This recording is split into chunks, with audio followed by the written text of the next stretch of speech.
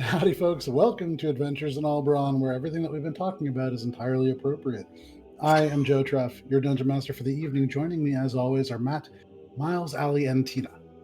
A couple of quick announcements before we get started. Nothing too major. We do have these pins that came out. We have those things that are going to be going out. I'm almost done with the first one, which is going out to Drew or Dicey Encounters. But it's going to include a hand-drawn map of the area, which is now I can't remember exactly what it's called, which is super embarrassing, but it's an oasis that was created by his druid character after our one shot. That's somewhere in the Kuatar Badlands, and it fits into the major map that we have. So that's going to go out probably a week from now. But these pins are going out to the various people who have helped us put together this campaign over the last 2 years. So for the people who've been moderators like Talon, for the people who provided art like Sophie Bischoff and Erica Volova, those will be going out across the next couple of months. Our website, alberonrpg.com, has a whole variety of different things. It has lore, it has backstory on the characters of this campaign, some of the major people who have come and gone within the graveyard on that website. There is also currently an encounter, the Forge Key encounter, which becomes more and more relevant as we progress on. You guys, of course, had not collected that item, so that'll be very interesting to see. But that is all up at alberonrpg.com. We also have an Instagram. We have various other social media stuff as well, but Instagram is where we put all of the hand-drawn maps, the three-dimensional terrain, the fully painted miniatures, which are made for the combat that we have here. It's all generally customized specifically for this campaign. To see that up close, we will post pictures in the chat, but to see it up close and some of the smaller details, Instagram at AlberonRPG. And finally, we have for all of our music and sound effects, Sirenscape, which is a digital tool set for people who like to add just another dimension to the role-playing games that they run. So Sirenscape, check that out now. And with that, we can go ahead and get into our recap. I'm going to get us started with our theme again.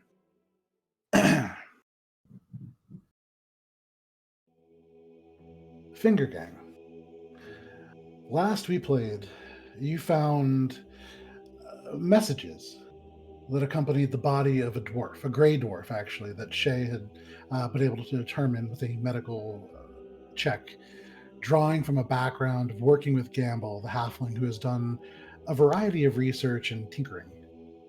You indicated that through the writing and the body, the Gray Lady, this creature mentioned various times now, was a scion of some sort, and that she had allies. You discern that she was perhaps a traitor to the very dwarves that live beneath this place, but the manner in which is unclear. You also found messages indicating negative feelings towards bears, as well as children. After noting a strange mark on the ceiling, your group continued onward and came to a caved-in section of the Everbite brand, this sort of wide, long, curving avenue that forms a complete loop. The first level of Kol Arista, the Dwarven Citadel. This caved-in area did, as luck would have a door open, invitingly, with this small candle and a flickering flame lighting the way.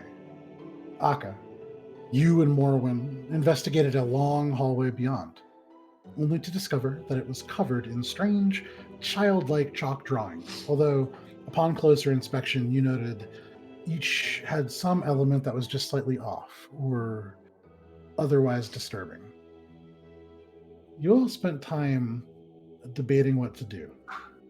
So much time, in fact, that the candle that burned outside that house snuffed out.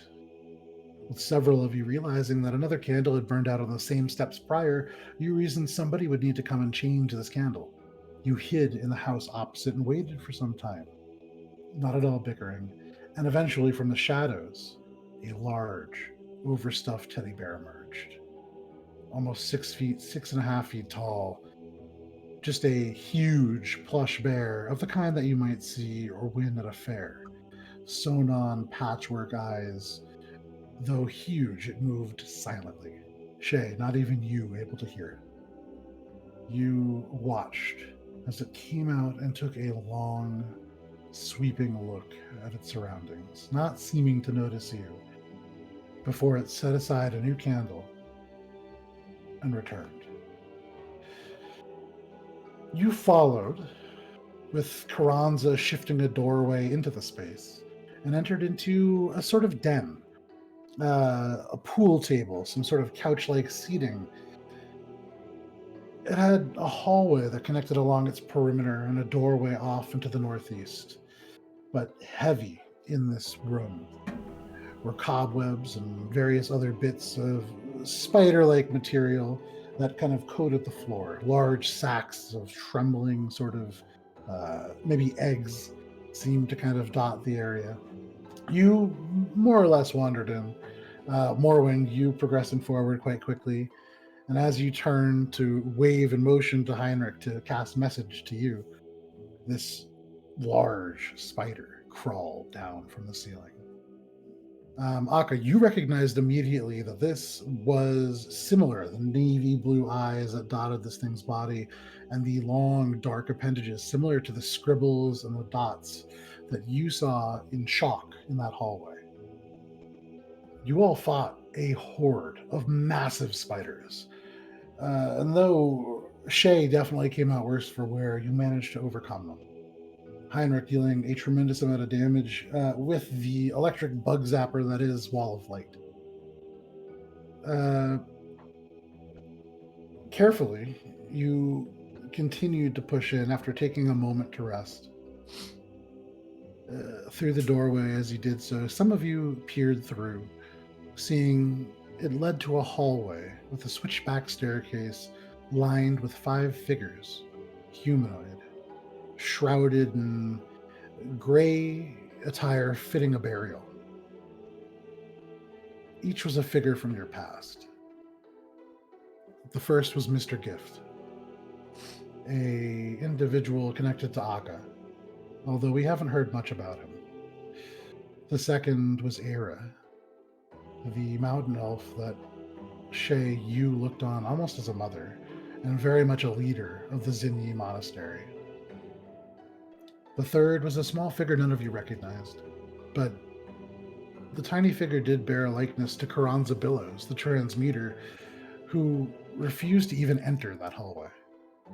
The fourth was Erdos, Heinrich, your brother, the only one to carry a flame of any kind. And the fifth was Finn, Morwen, you're the leader of the group that you had belonged to prior to the start of our campaign. Each reminded you of a past failing, of something perhaps that you regret, something pulled from your mind. And Carranza indicated that whatever this creature was, this gray lady, knew things that nobody else should. But you passed them all, leaving Carranza behind, each puffing into dust as you passed. Though as you turned at the top of the staircase to look down, you did see all 5 of those figures, black eyes, staring up at you from the bottom. But turning forward in front of you now, you can see a long hallway, 2 doors on the left and a single door open on the right that you had previously seen creak open. As you stepped into that doorway, let me just pull up some more appropriate music for you. In front of you, and I think it was Akka in front. Mm-hmm. Okay.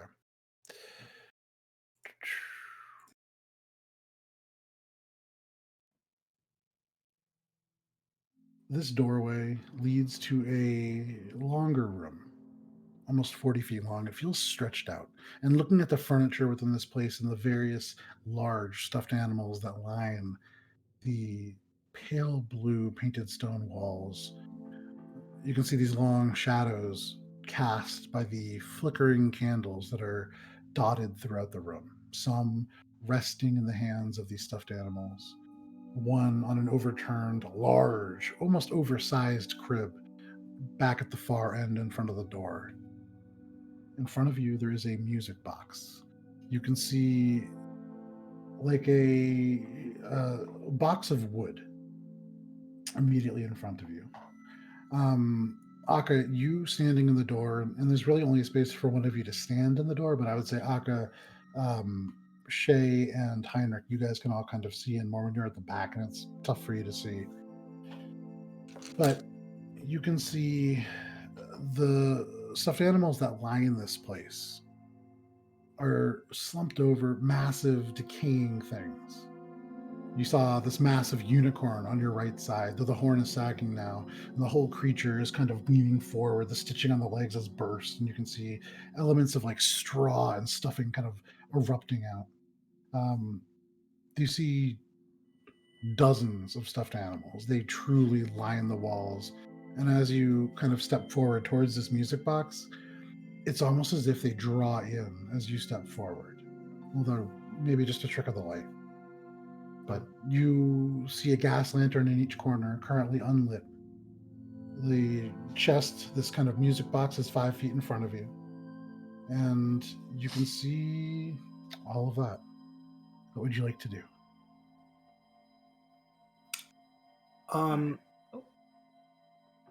Do these seem like same sort of fabrication as the teddy bear that we saw, or like in terms of scale and like? I would say, yeah, kind of looking at these things and measuring at the far end some of these looming animals. You see off on the other side this cow, kind of black and white, though the dye that was used sort of faded and muted, so it's almost like a gray, but stands almost to the height of the door, a little bit past actually. So probably close to 6.5 feet tall, similar to that bear. Many of the other creatures are bigger or smaller, depending. You can see there's what looks like something that looks like maybe a baby elephant, close to 8 feet tall, although torn nearly in half in the far right corner behind this overturned crib. Creepy. Yeah. And there isn't an exit from this room to somewhere else? Beyond this overturned crib, you can see that there is a doorway. And like a through that one door, or a secret one that a was regular Okay. door, you can see it's open. And beyond it, you can see, and this is maybe like about 45 feet away, you can see a banister that would indicate a set of stairs that leads down.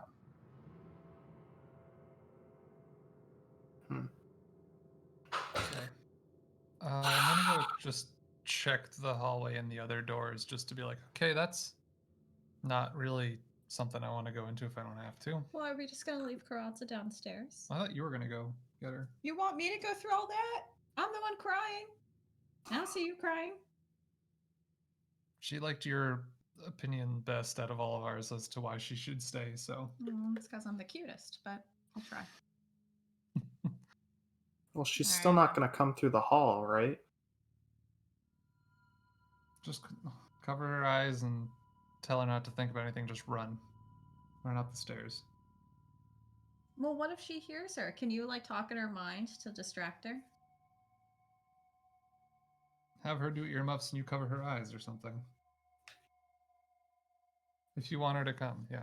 I mean, we definitely need her to get out of here. I feel like whatever is creating these apparitions, if it really wanted to, could probably just forego any of this and, talk get right in into, there. With like an omen type deal, like the thing that, yeah.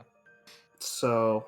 I mean, do I bother? I should go get her. I mean, do we want to leave her in the gross bathroom? We want an escape route. And we want her to be okay. Yeah. So She's we want to us, keep her safe. So much. Also, I still like having the ability to teleport out of here when things go bad. Right. I mean, okay. Pragmatically speaking. I'll go get her, but if she doesn't come, I'm not taking the full blame here. Yeah. Shit's creepy. Yeah, it is. Sorry. What?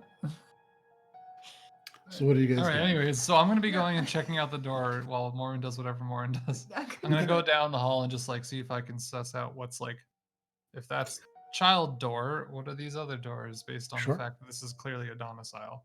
Yeah, absolutely.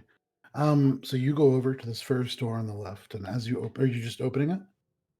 I'll inspect it first, any markings, and then I'll do my best to check to see if it's trapped. Make an investigation check. Morwen, what are you doing? I'll 27. Nice. I'll go try Yeah. to convince No, wait, Karan. wrong. 25. Oh man, that's unfortunate. I used a 9 wrong in my mind. I don't think that makes sense to anyone else, but I actually totally get what you did. yeah. I do it all the time. So, Morwen? Oh, I'll go get Karanza. Okay. Oh, So- I'll try. I'll get back to you in a second, Morwen. Heinrich, Mhm. you got up to this door. You can see this doorknob, similar to what you've seen. There is a level of corrosion to this. This is an old place that has been kind of untouched for a long time. Here, where you are, though much warmer up above, it is still fairly cold, kind of dank. And as you get close to the door, you see all these normal signs. You don't see any traps. You don't see any locks. You don't see any traps or locks on the other door either that is open. This is like a residential sort of building. And Right. so you open this door, Mhm. and as you pull it open, you can see a different kind of stone, but it's almost flush with the door, maybe like an inch or two inset. This stone is dark, like a charcoal gray, and it has a texture to it that is not smooth like the marble that you're, or the granite that you guys have passed through recently. There is a very different feeling to this rock. Even as you get close to it, you can feel an element of heat radiating off of it. Not hot that it would be dangerous, but it is warmer enough that you notice. What's in the room? It is so when you open the door, Oh, it's the just rock is just rock. yes. Gotcha. I'll just kind of look over to Akka and the other door, be like, "It's not a room," and I'll close it. And as And you then go close down it, to the other looking, one. yeah, looking at the wall on either side, these are like this kind of granite, a lot of black and white, but a good amount of red kind of speckled in. I can't remember if you guys ended up figuring it out, but there's like it's like a heavily feldspar rich granite that gives it almost like a rusted look naturally, and then it's been polished along the sides. So it's this very beautiful material, very different than what that was. You go up to the second door and opening it very similar. This is almost like a cleanly sheen off section, not like a cave in, not like the things that you've seen previous, even just outside where the ceiling has collapsed on this ancient place. This is like clean across. Might be just the overlapping of planes here. With a 25, you kind of shut the door, and as you say that, kind of looking up on the ceiling, very faint, but in the stone, you can see again, almost in the flicker of the candlelight coming out of this door where all these stuffed animals loom. There is like a shimmer on the ceiling, and looking up and kind of shifting your eyes back and forth, you see the shadows laid out to indicate a bit of relief. It is the same pattern, almost like an eye with this uh, skull-like visage with these drifting tendrils coming down. Very faint, carved in. In just If one you- spot or repeatedly over and Just over? one spot, right in the center of the hallway. Okay. What were you going to say? Oh, okay. I'll wave at it. Did you say? And then nothing else in the hallway. Just 2 dead end doors and then this creepy door. Yes, as far as you can tell, and you feel pretty confident. I mean, you took a good look around. There really is no distractions here. You feel like you got a pretty good sense of what's here. Mm-hmm. All right. Well, it seems like we have but one path ahead of us. So maybe just tiptoe our way through this room and go back down, hopefully out another exit. Make our way towards the... Well, Yeah. we should wait The granite for Overwatch? Morwen. Yeah, Morrowind. that's true. You walk down the hallway as Heinrich begins to look at these doors and get to the top of the staircase. And as you look down, you can see those 5 figures still looking up. Gross. What are you doing? All of them wearing these kind of shrouds, save Finn. the one that you recognize. I'm gonna just try to walk by him again. Okay. See how round 2 goes. You take a couple steps down, a first, a second, and you see the first figure of these. Somebody you don't recognize, kind of like a man in his 40s, just bleeding profusely from the stomach. Wait, this isn't someone I saw before? This is somebody you saw before, but not somebody that Morwen knows. Akka would know that this is Mr. Gift. But as you take the first 3 or 4 steps down, you can see this first figure take one step up. And as he does, there is this faint shift in the air. And as you step down, the walls and the ground and the space around you seems to be almost changing with each step. You sense almost like a movement to this place. And all at once, your legs kind of adjust to being on the water. Looking around, you still see stone, but it shifts faintly, and you see almost ghostly ribs of a ship's hold kind of wrapped around the sides. Looking down, you still see this figure, although elements it are hard to see now. Even though you're closer, it seems like there's almost like a mist obscuring the features, and the clothes, the shroud, seem to be taking on a different shape. Yeah, You see that? Back up. Okay. That's You. creepy. Like, I can't see this. Like, everything's like my surroundings are changing. It's almost like slowly it's fading in as you get closer. And as you take a couple steps back, you see almost like the faint over image that was slowly taking the place just fade back into almost nothing. You see the figures still below, but they're a little bit clearer. You still see Era and these other figures that you've seen in the past. The face is a little bit sharper, but you got the sense that almost like you were going somewhere else for a second. Yeah, guys, I don't really know how going back down these stairs is gonna work. I think you may just have to message Karanza to run up here. That's not a thing. She won't do that. The only way through might be continuing forward and meeting up with Karanza after Yeah. we've dealt with Yeah. whatever is causing this, presumably the Great Lake. Right. Well, I mean, do you at least want to message her so you can let her know? I don't know if she's sitting there waiting for us. I mean, I think she kind of is. I appreciate your faith in my skills, but I don't think this spell works that way. I'd have to see her. I can't pierce stone with it. So I had to stick my head underwater to talk to Akka while he was down below in the water. Yeah, but I thought that was like more of a distance thing for being real. No. I love the abruptness to which that was answered. No. I'll pull out the one book that I have that has the literal description of message and point out 1 foot of stone is one of the limitations. Heinrich points at some of these squiggles that you've seen before. You kind of recognize the word stone. It's coming around. You know, you're getting a couple words here and there. So, if you're not going to do it, she's just going to have to stay there, I suppose. Well, I feel like I can't. I went downstairs and I was What happened? all sent to somewhere else. You try it. It's weird. I thought I was going different Fine. places. Fine. Whatever. And I'll just turn and stomp down the stairs. Okay. You turn, you walk to the first step, and I'm gonna as you follow do, him. okay, Just be like, as you do, "See?" as you do, you see these 5 figures kind of arrayed at the bottom. You take the first couple steps, these eyes looking up at you. This first figure takes a step forward, and Heinrich, for you, a very similar kind of thing happens, although the scenery that takes its place is very different. And Morwen, as you follow him, you see the ribs of the ship Phantom Spectral begin to stretch out. You see everything that you saw before, but looking over in front of you, seeing Heinrich just a step ahead, you can see through him just a little bit. And you get the sense that if you were to reach out, you would not be able to touch him. Heinrich, as you step forward. Oh, sorry. And worth noting, Heinrich, you do not hear that. Huh.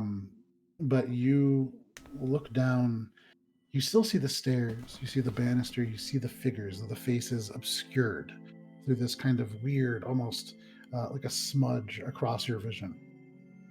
But there is something familiar to them. And you look around, you've been to this place before, a different staircase. You remember this being much more rounded. Somewhere just outside of Port Quinn, you had been to this sort of residential place. You can see paintings on the wall. You can see this is the staircase that at one time you had to flee up.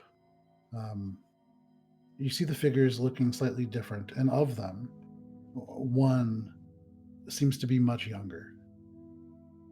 You can see, even as all of this happens, in the very back, there is no shifting as if you were in the ocean, but you can swear that you hear drums.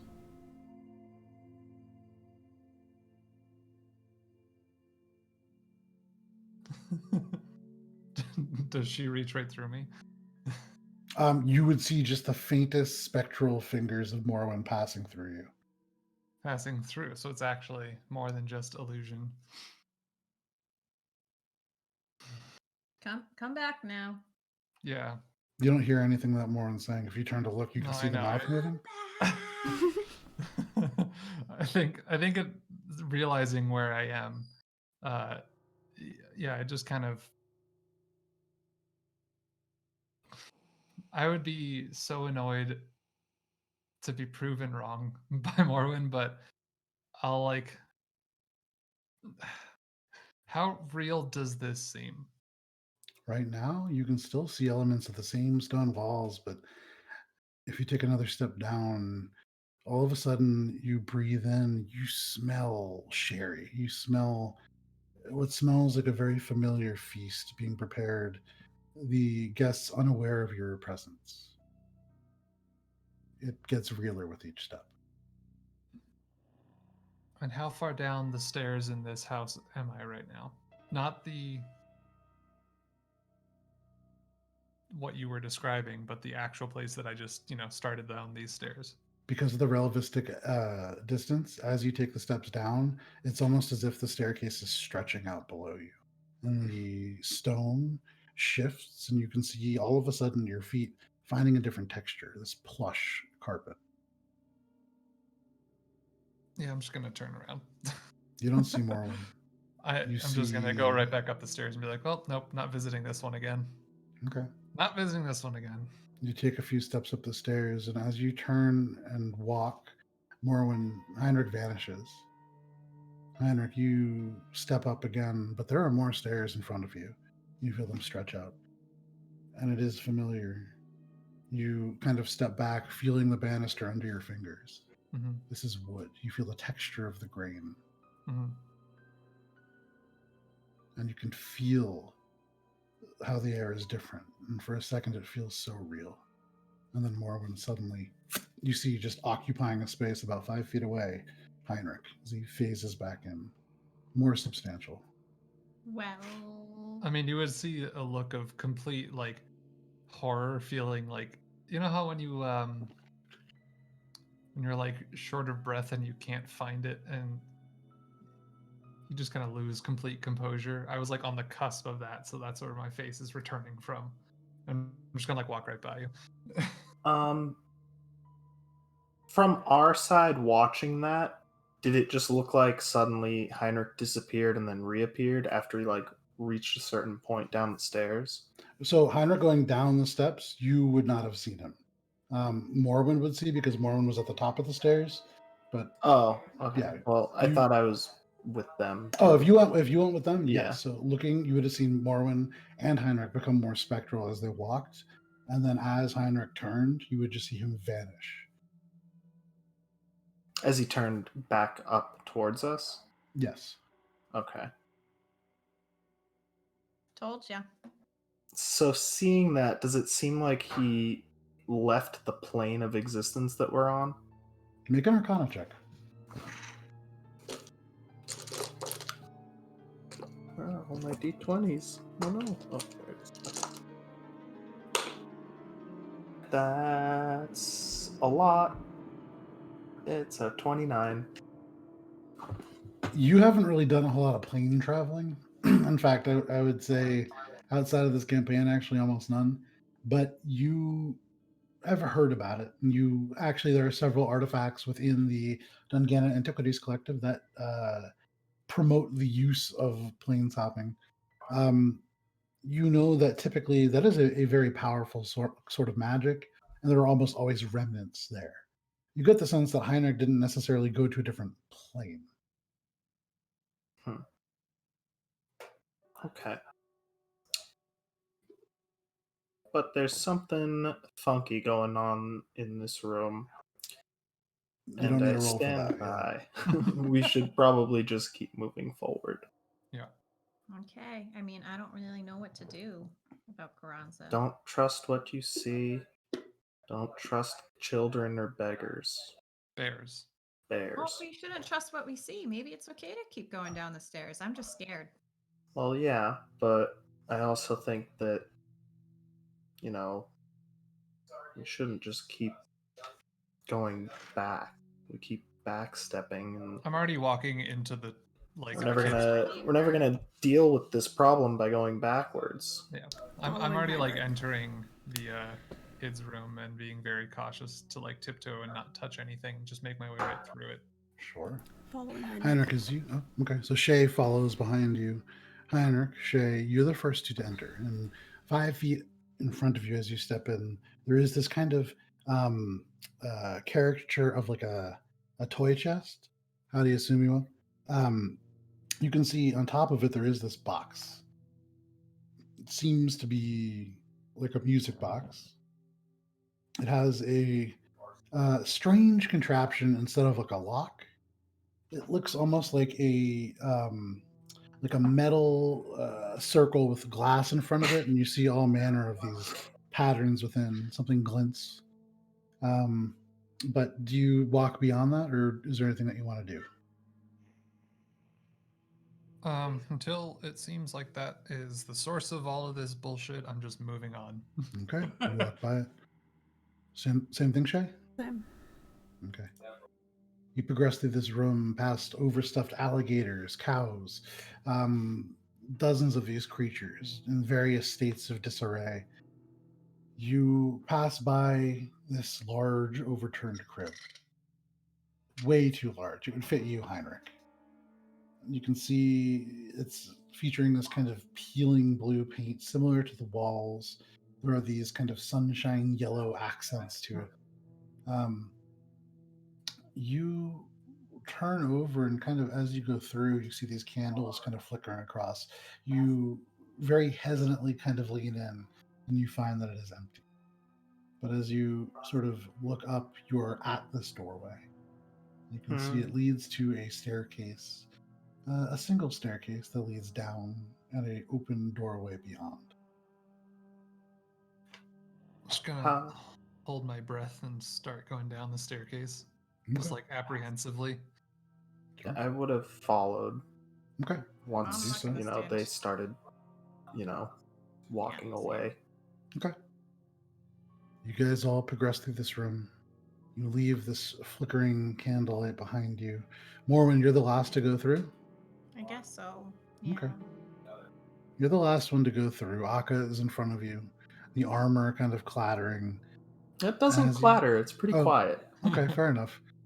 The armor, a low ring from the armor. You can see these stuffed animals kind of looming in, the shadows flickering across, the faces almost seeming to twitch at times because of the way that these shadows jump across. But you do so with that issue. All of you walk down these stairs, these stone steps, and through this door, and you can see on the ground, even before you walk through, the entire floor in this space is covered with poorly kept, thread-worn dwarven garments, almost like a carpet across the floor. This doorway seems to lead to an alleyway that goes to the back of this structure. You can see there is it's like a 10-foot wide tunnel that goes out and down, and you would imagine, Heinrich, you haven't been keeping track. This would connect you back and to the Everbright band. But you do notice, some of you, I would say all of you pretty much would notice, here and there poking out through these bits of fabric and cloth, there are skeletal features. You see like a hip kind of protruding here and there across like a shirt. You see like a tooth, but it's almost like a carpet of clothing. What would you like to do? It is fairly dark as well. No light switches. Not that you can see. How long is this hallway roughly? I'm gonna step out and look. Does it I mean, yeah, I would walk. I would necessitate? walk to, like, Yeah. exit the house. Okay. Yeah, I mean, I guess we're gonna keep moving anyway. So Sure. Yeah. You step out onto this layer of cloth. You hear like things crunching underneath your feet, especially the two of you wearing the heavy armor. You see now this extends about 45 feet. Those of you with dark vision can see the very end of this sort of alleyway. At the end of it, you can see it looks like there is a wrought iron fence, elements of like a stone-field wall underneath, another doorway that leads to a domicile, some kind of like another house. The doors to this currently closed. Painted this fading red and bronze color.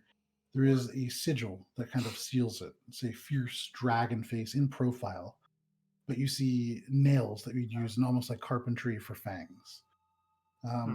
Within this hallway, there is a you guys at this point would recognize a panel for Arcana tiles. And Shay, with your passive perception, I believe Akka, you have a 17 as well. You see just glints of metal on the ground, probably more of those tiles. Shay, you have the mask on? Yes. And from this distance, the kinds of metals there are different. You can see like different lusters on at least 3 of them. And are they within like reaching distance? So 45-foot long alleyway, and then maybe like there's this wall and fence, 10 more feet to this doorway. So maybe 60 feet away, right at the edge of those of you with dark vision's kind of vision. Right, but I mean, you said that there was a wrought iron gate, That's like the 45 door. feet away. Yeah. Right. It's 45 feet So at the other end. are the tiles beyond that? And Only about 15 feet. okay, so not easily reached through the wrought iron gate, but you actually have to pass through. Okay. Yeah. And so cool. this alleyway you described and said that somehow it connects back. This is just like a straight shot. It seems It like a doesn't go straight left shot. and right. Like we go out the door and then it's just like straight ahead of us. It goes to the right. So it looks like you go out, it immediately goes to the right, 45 feet to the right. And then you can see it turns in like a very geometric fashion and hooks left. And if this continues along this way, it would follow the path of the band outside. Okay. So gotcha. sort of like the L-shaped or the Z-shaped Tetris piece. I'm trying to picture that. Yeah, somewhat similar to that. Okay. Well, I think now that we're out of here, I mean, noting that we're probably crunching along on people's bones, I think I'm gonna expend a minute of my flying to not crunch on people's bones. That sounds like a plan. You I'm watch gonna as just also Akka be like daintily stepping in between. Just kind of like, There's oh, videos. boop. You know those videos where It's everyone like- puts up bottles and the cat like whatever. Morwen, make an acrobatics check Okay, gladly. to tiptoe your way through the solo cups. All right. Let's see. I'm just So gonna that's 25. magneto float across. 25? Okay. Expert in acrobatics, my friend. Absolutely. So, Akka, no problem. You float through the space. Morwen, you very delicately, kind of extending a claw from a toe, poke and prod your way through, gingerly stepping, making sure it will support your weight, that nothing will happen. You make your way forward. How are the rest of you going? the only way that I can. On foot. Crunch, crunch, crunch. Heinrich makes some noise and I mean, walks. what the Crunching fuck? all the I can stones. try, but it's not going to work. I'll try to not crunch. Make a stealth check. Well, maybe you can just like Brush What about away. you, Shay? Yeah, I mean, there's no way with disadvantage that I can do that. So, yeah, it's Moving an 11. without intending on disturbing anything as best as I can. Okay. Make an acrobatics check. You're pretty light. As you look, Shay, you can see Heinrich begin to progress across. He kind of lifts up the edges of the cape and steps forwards and down. You can see like elements of bone scatter away underneath the shoe or the boot. Very stealthy. 23 strength, my friend. Yeah. Could I just get a giant broom and just? Yeah, that's get what I was everything- just saying. Could certainly try. Shay? 28. 28. Shay, with the 28, you you follow Heinrich, aware every step that he has, cloth shifts and bones kind of rattle and resettle. And at one of these times, you realize, looking in with your keen eyesight, there is a level, an area in this cloth that's almost like taut beneath. And you watch as Heinrich approaches this. Is there anything you wish to do? I'm gonna like reach out and pull him back. Okay. Shay, you easily able to walk through. You standing on this, as light as you are, you seldom hear the bones shift. They don't break under your weight. You cross quickly and catch up to Heinrich.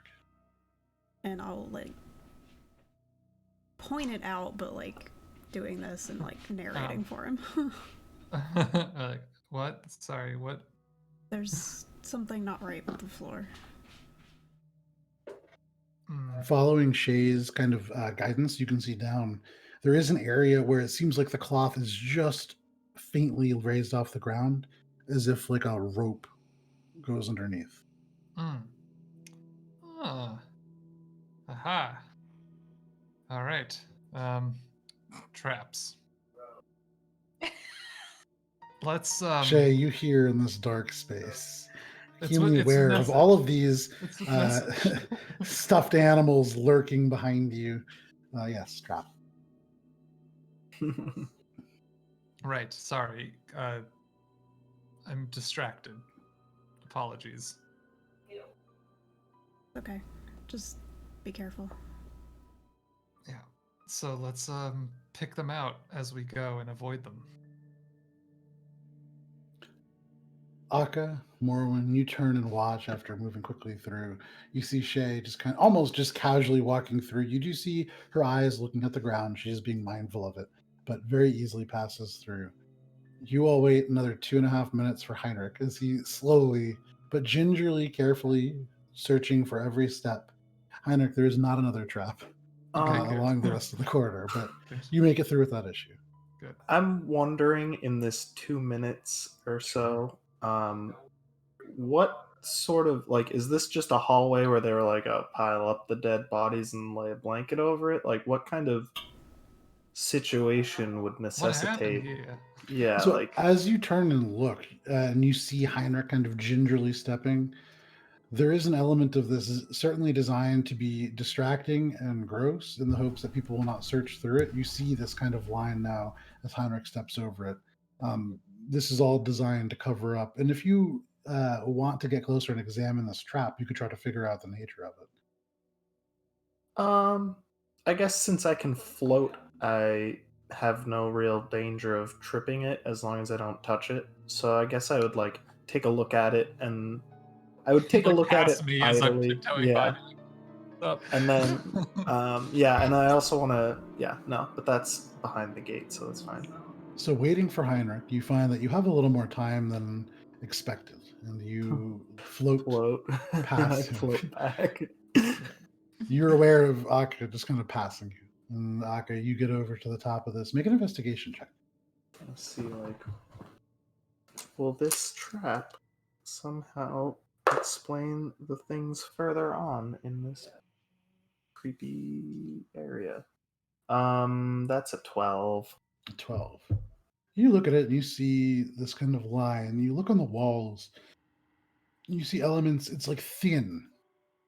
It's almost like a strand of glass. And looking at it, it's hard to track. You kind of lose it into the stonework. It's probably not actually in the wall. It's within the natural elements of this kind of granite that has kind of chipped over the years. and you can't quite track it, but it seems to lead up. What that means, you can't quite suss out. Okay. I'm gonna float back and probably still beat Heinrich. Heinrich, you just get off, you kind of brush yourself off, and Akka appears for the second time on the side of the hallway. All right, this gate. What's the deal with it? What do we got? What's So- the deal with? What's the deal with gates? You go up to this gate, and as you approach, you can see there are kind of through elements of what were at one point windows, and all that remains are kind of decorative wrought iron, now very kind of rusted bars that have decorative qualities to it. So they serve both to keep people out, and then also it's just a very pretty looking kind of dragon looking pattern. But you can see the Arcana tile sort of shelf designed to take these very old dwarven spell tiles, positioned in such a way to indicate probably how you open the doors. Is this on the This- outside? Yes, this is on the outside. Okay. So you are now kind of back on the outside of the domiciles, and as you No, kind no. of get to this, So looking, is this like beyond the gate, or is this like yes, you beyond the unlock gate. it? Okay. If you were to go by the gate and continue, you can see an area where the this little alleyway opens up into a much larger avenue, very similar to the one that you've been on before. So we don't have to deal with this gate if we don't want to. You Technically, certainly do not. Gotcha. But I want to. Okay. So using my telekinesis, I think I can reach the tiles Yeah, on the you certainly ground can, and the easily shelf. enough. Yeah. Not what's the range in telekinesis? 30 feet. 30 feet. Yeah. 30 feet. You would be about if you were to like stick your neck through the gate, you might be able to just reach. It's close. Okay. You can try. I am going to use my telekinesis to grab all of the tiles and telekinesis them back to through the gate. Also, I think, seeing is the gate actually locked, or are we just being doofy? Sure. You first lift these tiles up with your telekinetic powers. They shift and move in the air. The dim bits of light from the marble that you have, Akka, with light cast on it, kind of reflect, and you see gold, silver, copper, but you see no marks on them. These are just clean, very similar to the ones that you saw before, where whatever markings they had been scrubbed away. These are blank Arcana tiles, although unclear what that means still. But Okay. as you pull them into your hands, 1 is gold, 3 is silver, and 7 are iron. Sorry, with some elements of rust. Although even as you touch them, the rust kind of flakes away. I was gonna say I'm not gonna touch them. I'm gonna like bring them over and sort of gesture to Heinrich to get the bag out so we can just put them in. Oh. I mean, I'll just hold my hand out. Okay, I'll drop them into your hand. Mhm. Well, into your hand. telekinetically. Yeah. All right, I'll scoop them in and add. This is gonna be a lot of next time we're like long resting. A lot of identifying. Yeah. It's gonna That take, is like 1 so many- gold, 3 silver, and 7 iron Arcana tiles. Okay. You know, So what? No, those I started probably- marking these ones. I'll just have to do this later. Yeah. 1 gold, Probably 3 unlock silver, 7 iron. So, Okay. So you want to use some of those to unlock this? Unlock what? The gate? Yeah. I Well, mean, the hallway to the central keep kind of goes around there. Ah, you fit in with this group more than you think. I'm thinking back to when I took the skull, and maybe I'm not just a kind of compliment. like, And I'm just like examining his face, waiting for like if you agree, I'll go with you. If you don't, then we'll keep going. it's kind of like.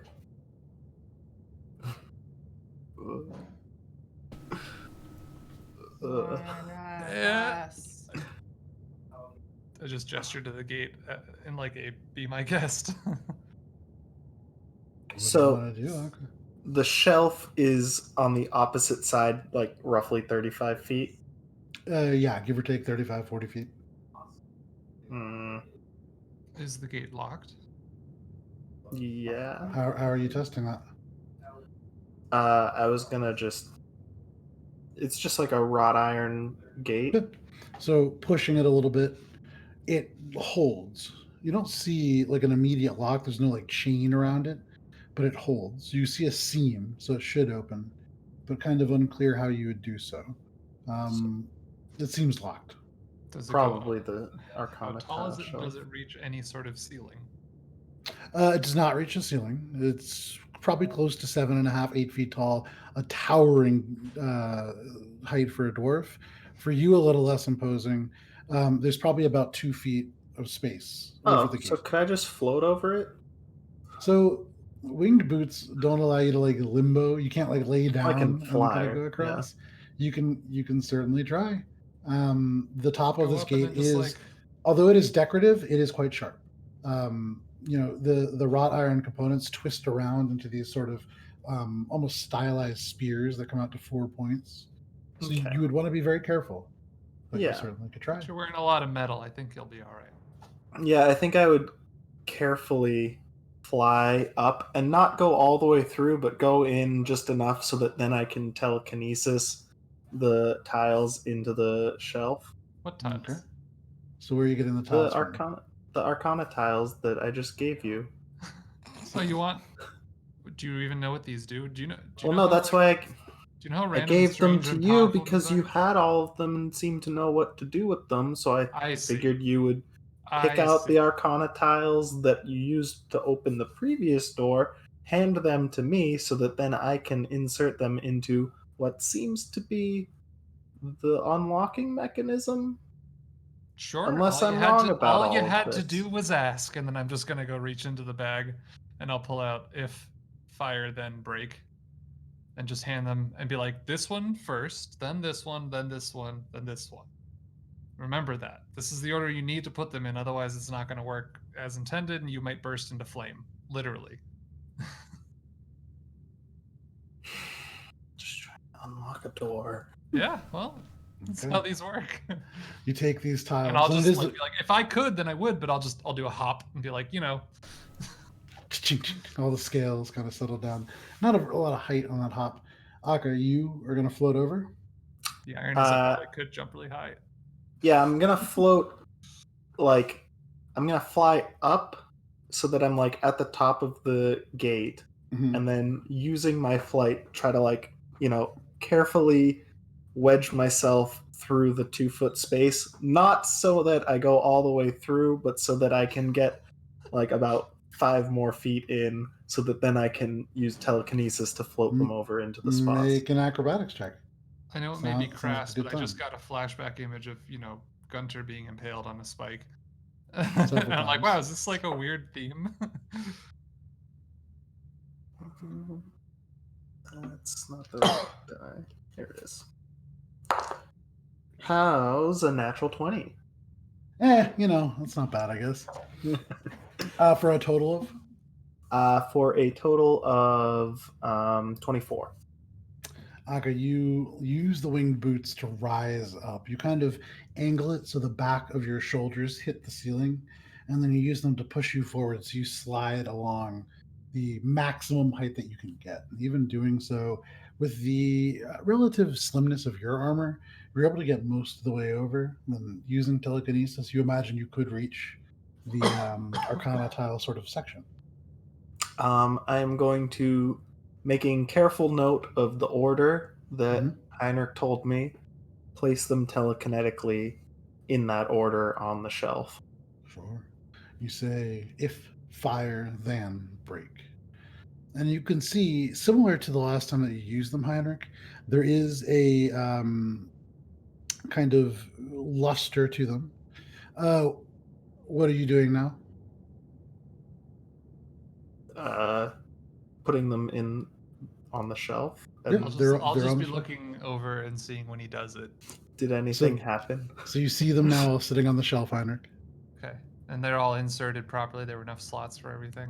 Yeah, one's like a little, like, slid to the side, but they're all in the right order. Okay. I'm gonna like Slid to the side. Like, he's using telekinesis. They're not like perfectly. When you put Oh, them in, right. they're like, they would have made a nice Instagram post. This is like what you do when you're home alone, just like a little scatter. Sure. Yeah. This is the okay. All right. Be like, oh, okay. Good. Come on back down. I kind of like float back down. You have to Maybe like awkwardly maneuver a little bit. You get down. check if it's moving now. Well, hold on. And then I'll just step back, everyone, just a little bit, about maybe 5-10 feet. Okay. Let's see everybody kind of do so. I just stand right next to him. Except for Morrow. Next to me? Yeah. Oh, okay. Well, I'm also stepping back 10 feet. Okay. So that forcibly pulls her away from it by mechanics purposes. I'm just gonna. Okay, but I'm You just kite a more little one. slow. Yeah. A little slow on the backup. All right, and I'm gonna do create bonfire, and then douse bonfire after it Okay. does whatever it does. Mormon, as you demonstrate how brave you are, Heinrich, you create fire over the door where these Arcana tiles are. It's like a mini version of walking away from an explosion, right? Yeah. She's just like, and there's like a little fire. Yeah. Wasn't You, me. Lights a lighter behind her. You see the fire take and you see the tiles begin to glow. The reaction, different than what you're used to.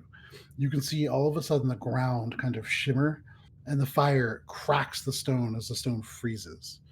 The tiles kind of lose their luster.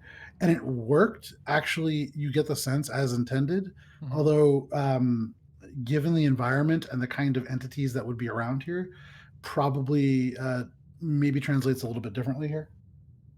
Okay. So the floor beneath the gate broke. So the floor beneath the gate, you could see almost like become cold. You could see the air shimmer and like an instant thin layer of fog almost sublimate off as the temperature changed drastically. And then all of a sudden, as the fire that you had cast touches that cold and hot shatters. And that thin level of stone just kind of cracks away. That seems to be a natural interaction of cold and hot. But Right. that freezing process, certainly magical, certainly caused by those tiles. Make an intelligence check. Yeah, because what about that? Makes sense. 12. Okay. I mean, ice does break fire in a way. But it made ice, then broke? So you get Or a sense these that were already frozen. you get the sense that probably it wouldn't have broken if you had placed fire there, if you had not placed fire there. And thinking about some of the entities that you've seen, especially those kind of flame wraith-like creatures, if those are native to this area, perhaps like a natural defense against that. If fire then break, that's the kind of thing that would break a creature like that. And you begin to think about some of the Elvish. Now that you've been studying Elvish, there are different dialects. You know that there is the Spring Court dialect, the Summer Court dialect, the Autumn Court, and the Winter Court. All of them roughly the same, but each has slightly different translations based on the area, because similar to how in certain languages there's like 13 words for snow because there's a lot of snow.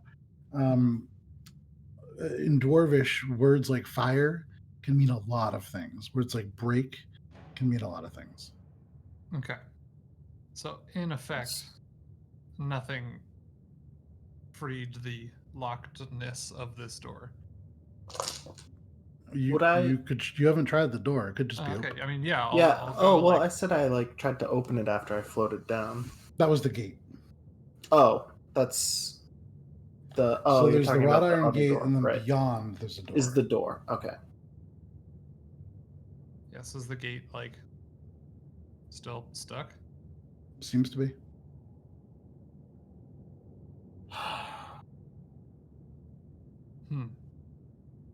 Is there no lock on it? Can I pick some locks? There's Make an no investigation lock check, there. Morin. Give me locks. 5. Would I know? No locks. Would I know the different dialects of the Dwarvish? No. Because I speak Dwarvish. You speak Dwarvish? Yeah. Given where you kind of grew up, I would say that you're aware they exist, but the kind of Dwarvish that you would have learned to speak would have been more in line with the Dwarvish that Gunter spoke, actually, kind of Hill Dwarf. Okay. Hmm. Just out of curiosity, what Elvish dialect do I know? So very, very faintly, that would be, I believe, the Spring Court, but I'd have to double check. What dialect are you learning? Spring. That's the Oh. most common. Yay. I would say, given the amount of reading that you've been doing, there's a lot of like in this Elvish kind of like the hooked on phonics Elvish kind of style. Mhm. There is a lot of like history woven in there, just because that's like how you practice words. If anybody's ever taken Latin, like poeta and like agricola, like you get all these words. Deciopolis was Yeah. a farmer. There you go. So you get the sense, based on a lot of the speakings of like these beautiful fields, and the field is verdant, the field has flowers, like it's probably spring. Mhm. Okay. That doesn't help me get my Arcana tiles back, though. Nope. I can Do I think float I could them like back. just rip this gate open? Do I get a sense? You could certainly try. I mean, you're strong. Detect magic first with the intent of finding some sort of trap for forced entry Sure. on this gate. Those of you watching see the black eye of Heinrich spin with the celestial teal ruin, and you don't see any magic anywhere attached to this gate. Okay. Does that aid me in a check for traps with that intention of like if this were to break, then or something bad would happen? Make an investigation check. You've ruled out the fact that there would be a magical trap. Right. Yeah. That is a 17. 18. Okay. So getting close to it, there is like this thin seam, and you can see within there are elements of like machinations, but not necessarily a lock. These almost look like steel bars that slide in from each and into these holes in the other. And you get the sense from that there's probably a mechanical way of opening this. Mhm. Though you do not see anything that would necessarily serve that function. Is there you said there was like a dragon's effigy on like the door to the place? But not Door to the the gate? place, yeah. So Is there looking anything all the way in. similar on this gate? Not on the gate, no. And kind of, I would say, yeah, you guys haven't really found anything that would indicate an easy way to open this. Akka has found a way to float over. Yeah. What's I'm just gonna try to above the bend some of the gate? bars on one side wide enough for me to go through. What was that, Shay? What's above the gate? Like it's 7 Above 8 the feet gate, tall. there's like 2 feet of just clear space. And then there's spikes that are obviously for people trying to climb over if they weren't dexterous. Well, I can. Yeah. Yeah, I think I'll fly back over and Okay. Well, shit, yeah. Why don't you go over and see if you can open the gate from the other side? Like if Literally you can anyone push it but me open or could do something this. like that. fly back over and Well, I guess check I kinda the could too. other He's door funny. and collect the Arcana tiles, and also see like what was happening with that reaction that just caused the crack in the ground. Okay. So one thing at a time. Shay, are you going over? Well, if Akka's gonna fly over, then no. So you wait. Akka lifts up. Akka, make an acrobatics check.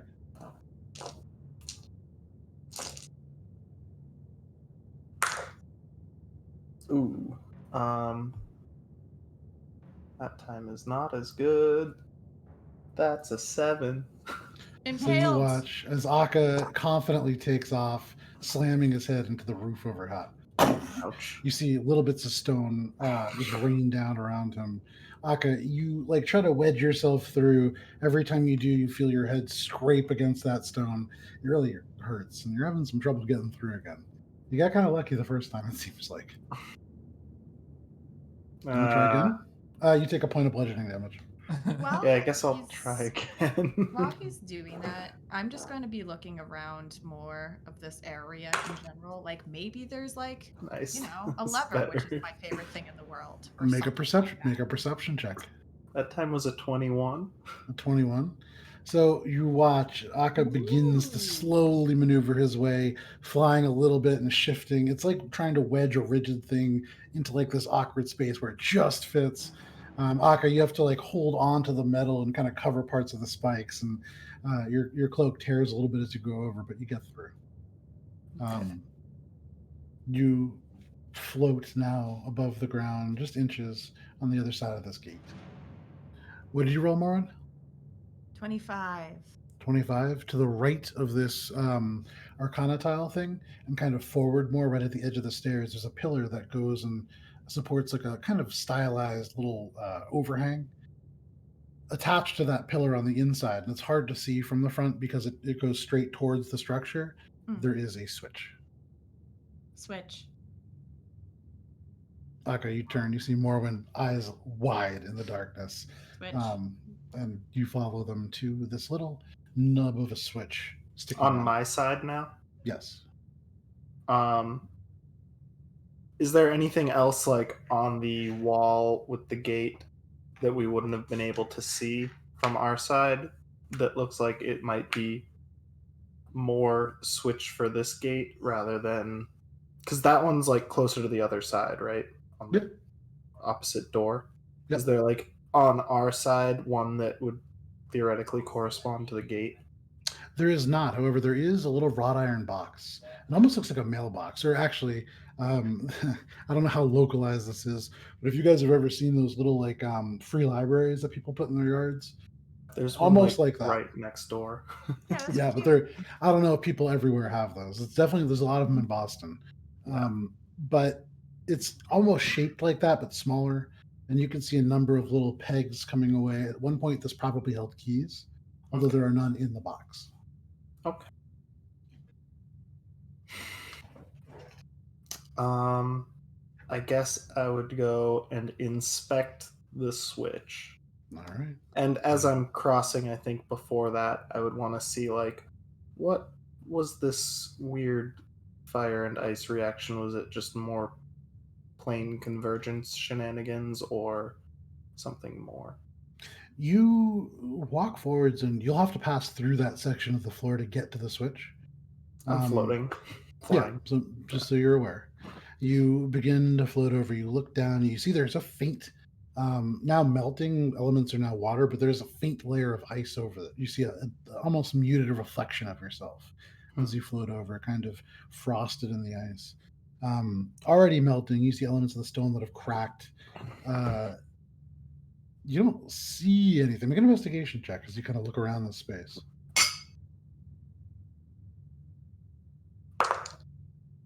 How's 29. You do notice, although not any kind of like iconography or things that would indicate the function of any of this stuff, you do notice the area that's cracked, the area that got cold, the area that was heated. Very much, it's like a perfect square, 10 by 10 square in front of the stairs. And you begin to wonder, it may have not necessarily been the Arcana tile that caused this reaction. It may have been the fire. Okay. So it might have just been the reaction of a hot object rapidly warming a cold surface. Seems to be. Okay. So no shenanigans. All right. That eases my very much unsettled at this juncture mind. That's nice. It's like a little like, oh, some things still work the way that they're supposed to. And then yeah, I guess I'm gonna go check out this switch that Morwen pointed out. Okay. You go over and look, and it is just an iron switch sticking out and towards the house. I'm Okay. gonna start climbing over, just like Okay. switch. Make an acrobatics check. Is the switch like next to the door? Where exactly is it? It's next to the door. There are these kind of stone pillars that go up and support a little overhang. It's on the side of that pillar that faces towards the door. So you can't see it from the gate side, but coming out from the door but would be it's the like first thing on you the- see. Gotcha. Okay. Also worth noting, as you now get to this spot, there are these kind of like stone. They would be where you would see like topiaries or like kind of hedges. However, it's just kind of these blocks of stone that form a very geometric kind of shelf. But on the other side of that, you can see there is almost like ramps that go around either side. So this entryway has not just stairs, which you've seen in almost every dwarven structure, but it has ramps as well. Okay, so something presumably needs to roll or be dragged up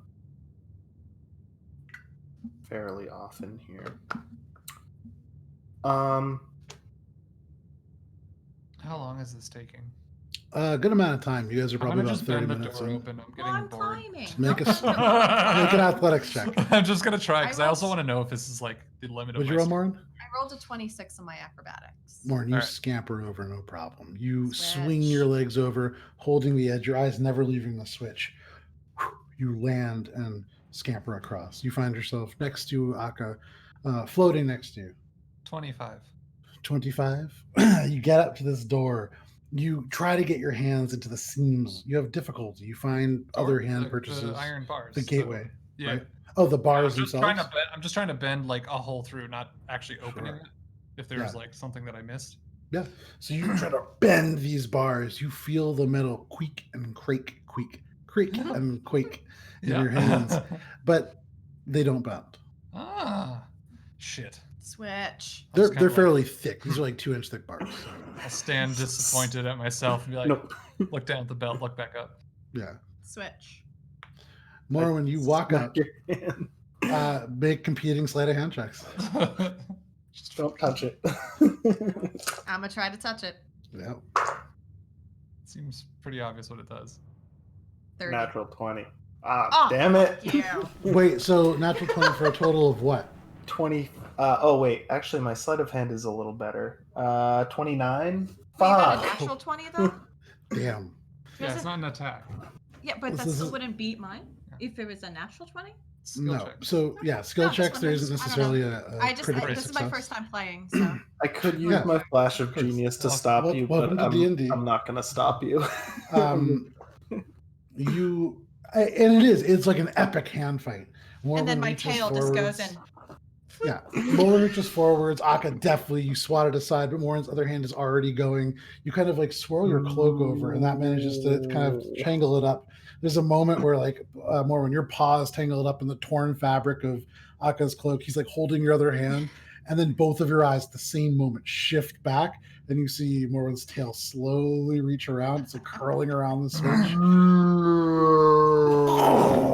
And as it goes down, Shay, you see all of this drama happen in front of you. You see Heinrich just pouting in front of you, And like you're just unable standing to there being bend the like, why bars. did they slow down all of a sudden? Just kidding.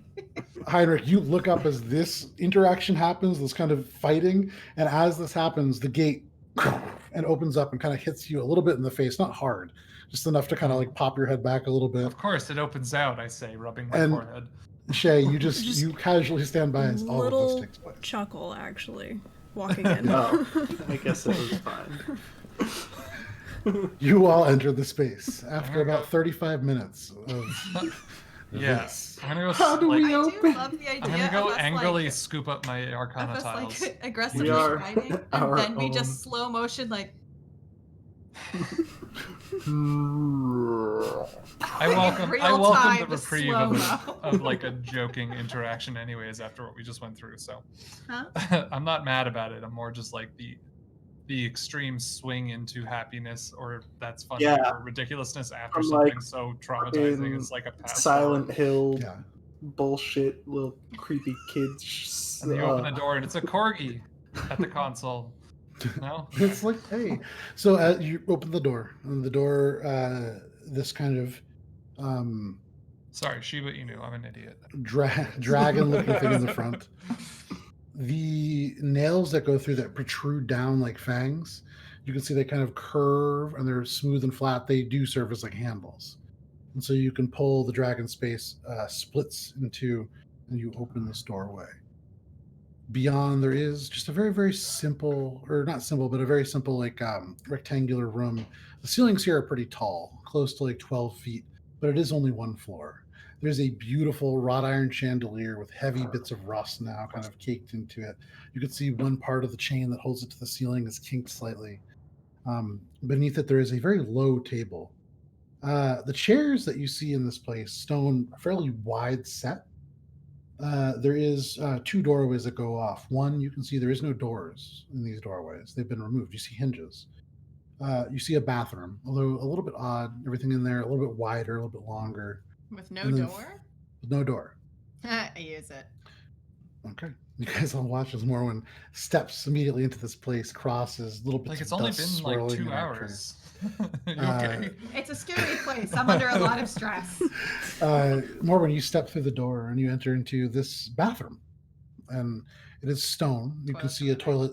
You can see a toilet similar. The toilet does seem a little sinister. The shadows Does it? here. It does, yeah, for sure. Oh. It's larger than a normal toilet, for sure. It's like wider. It's not deeper, and it's actually kind of lower to the ground, even for like a dwarf. There is something off about it. Opposite on the wall, you can see again much lower and with like a almost like protruding from the wall, built from the actual stone, like a little curved bench that comes out, so somebody could maybe sit in front of this sort of what is like a basin, like a stone basin that would hold water. Oh, I thought it was like a Yeah, bench I thought- across from the toilet. Yes. Like, So they'd be like, "Hey, Yes. so let's talk. So Have a good like- time, right?" No, Let's bring genuinely, this that's meeting what I over to the thought- business room. That's what It's I like the thought model's you were bathroom. saying too, that there's just like someone across from you. If you guys Anyway. haven't you've been to the model, right, Ellie? oh yeah. Yeah. The bathroom's there. There is a bathroom there that used to have a toilet and a toilet, and they would face each other. And that was I went in there. I was The like, "This concept is wild." alone is just amazing. Yeah. What kind of battles ensued there? Battle shits. I So don't Oh my god. Anywho, is the toilet like functioning? Like, does it work? there's no running water. Oh, This that is an feels old weird place. then. I'll Just hold like it. the other I'll hold one. it. Okay, you hold it. Oh, was the other one not working too? No, you just Yeah, drop there's one no down. such thing as running water in here. That's hilarious. There's still just a little cat turd Oh sitting my in that God. sitting in the That's pot. so funny. Now I We're have to- leaving like a Hansel and Gretel trail for someone to follow us into Kulturam. Yeah, Yeah, someone's hopefully just there's no like, creatures where following. did Polaris where did stuff. my jar of Polaris stuff, eyeballs go? sorry. And then they just follow my trail. Yeah. Oh, poops. Yeah. Yes. Never mind. I don't feel like leaving gifts. Not in this place. And you could just use No, my about decanter of faces. endless water and just flush it. Yeah. down. Hey, Margaret, can you get this? I'm Can I your, borrow a I'm your gallon hand- of your magical water? It's clogged. I'm both your handler and your handle. One of the biggest things that's going to come from this campaign, and campaign 2, like 70 years in the future, there'll be like Running water. a decanter of endless water porta potties that just exist in the world. Right. Yeah. The Morwen shitters. So you guys progress like into this space. If you want to enter into this room, threadbare carpet, everything just a little bit lower to the ground, a little bit wider than most other dwarven furniture, but definitely dwarven in make. We're still heading in the right direction for the granite Overwatch. This is Not if- taking you not if we directly go into the away from the house. granite Overwatch, because this is the exterior wall of the That's what I said Everbright earlier. Hand. I was like, if you want to get to our goal, then no, we don't go through this gate. If you don't care, then sure. Oh. That's what led this whole thing off. The start. Oh. Oh, I thought this was No, we just kept going down the alleyway that turned left. awkward. That's why I was like, oh, you really want to get in here? Like, go looting, sure. That's, All right, that's fine what- then. That's what I'm in here Well, for. now that we're Morwen, here, make an investigation check. Show me Aka, the make an shiny investigation stuff, check. and not in the bathroom. I'm gonna turn Okay. over to Shay. and- Everywhere else. I'm just gonna turn Well, over no, to if Shay and there's- see how you're doing. If there's We're shiny also stuff in the looking bathroom, for that's your the- fault. we're also Not looking for the produced by diotic metal still. So Yeah, like, if I we know, find I'm it- aware. I'm aware. All right, well that's a 9. Okay. 23 for me. 23 for Oh. you. Mm. This It's is okay, interesting I because can spot things for you. You can swipe them. Okay. of all of the buildings that you've been in, this is one of the most untouched. There is a layer of dust, and so as you progress through this building, this kind of trail of floating moats kind of follow you.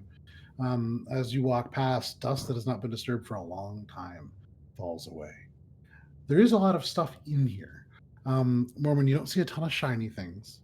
There is like a little, almost like a hutch made out of wood. There was maybe glass at one point. You can see metal framing where that would have been, but no glass currently. There are a few plates and cups of stone design within. You can see this long table low to the ground has a plate, and there are like crumbles on it, like some kind of a food that long ago dried, rotted away, and is since like desiccated to the point where it's just matter. It doesn't smell. Like Gunter. Um, yeah, Oh, like I was Gunter. just about to say I'm gonna take one of the little stone mugs or whatever you said. Just be Yeah, like, so oh, this would make a nice gift. yeah, and pulling it away, it is this very, very nice gray stone. And when you look at it closely, there are these flecks, almost like mica, near the bottom of it. Only the bottom. And so it's almost two toned naturally. Wait, is there a pair? I'm gonna take a pair if there is. There are like 6 of them. I still just take. Oh wait, Take the whole set. I'm gonna take the whole set. Okay, so you guys watch as Marwin begins collecting barware from this long abandoned place. They're Look good in the beautiful. I mean, cold hard. they're lovely. Yeah, they absolutely would. If you would like, kind of looking at this hutch, there are 6 glasses. There's a ewer, like a pitcher. There's one really like a old fashioned kind of shorter glass, Mm. and then there is a single kind of goblet, all similar materials. And that's all that That's we the whole found. set. Or there. In that hutch, yeah. So I mean, there's a lot of stuff Oh. here, and so it really depends on what you're Oh. looking for. I mean, I was just gonna take like a collection of cups, really. Okay, yeah. So you do that. You can add any of that you want. I'm thinking ahead. There's a lot of birthdays coming up, you know, maybe some weddings. I don't really know. Aka, over the course of your investigation, so Mormon, that's what you find. Aka, over the course of your investigation, you do find underneath that hutch as Mormon excitedly gathers the shiny, sparkly elements of plates and cups. She dashes away, looking around further, and you see that there is like 2 drawers underneath that. Pulling one out, there is a sound of as this.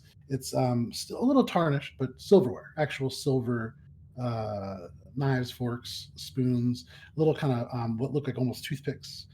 You see tiny little, almost porcelain plates, various bits of silverware. You open the one on the bottom.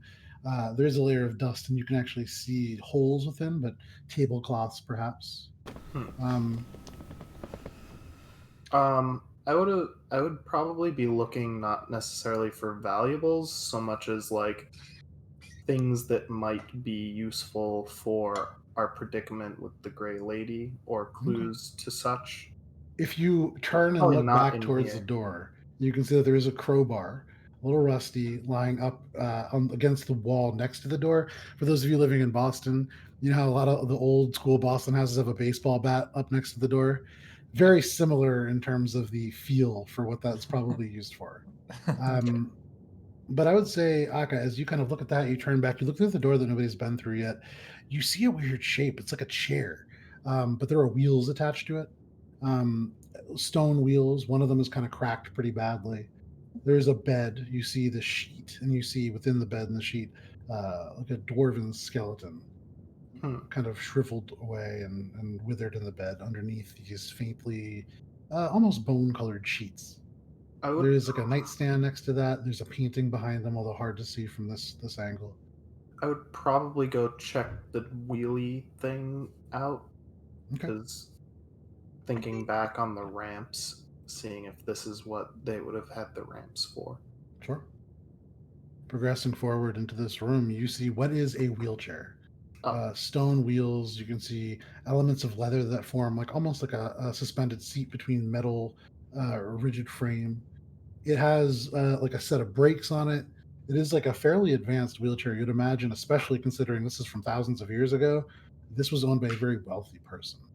And looking over at this dwarf, the skeleton, the remains, the mouth open, the teeth kind of yellowed and almost loose in the sockets. You see gold in the mouth. You can see around the hands that are kind of, one of them kind of gasping towards like the chest. You see a very, very shiny looking ring. Something gleams off of that.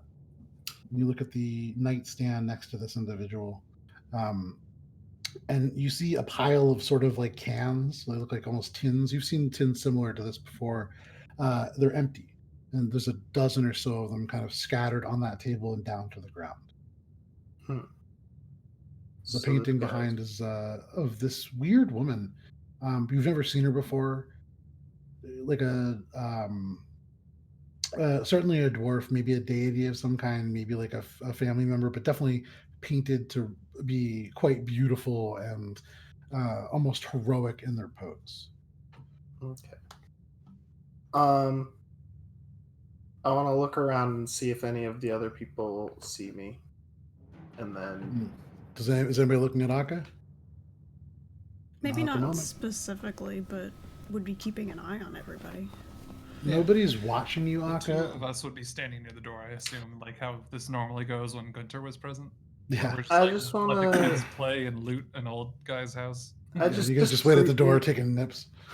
discreetly want to take the jewelry from this dead body Make a sleight of hand check. without arousing the. Gunter, is that suspicion you? of- I don't get it. I get paid a gold a day. I already told you this kind of stuff is your payment. Yeah, so that's why I gotta do it, but I'm not happy about it, and I'm not proud of it. That's a 26.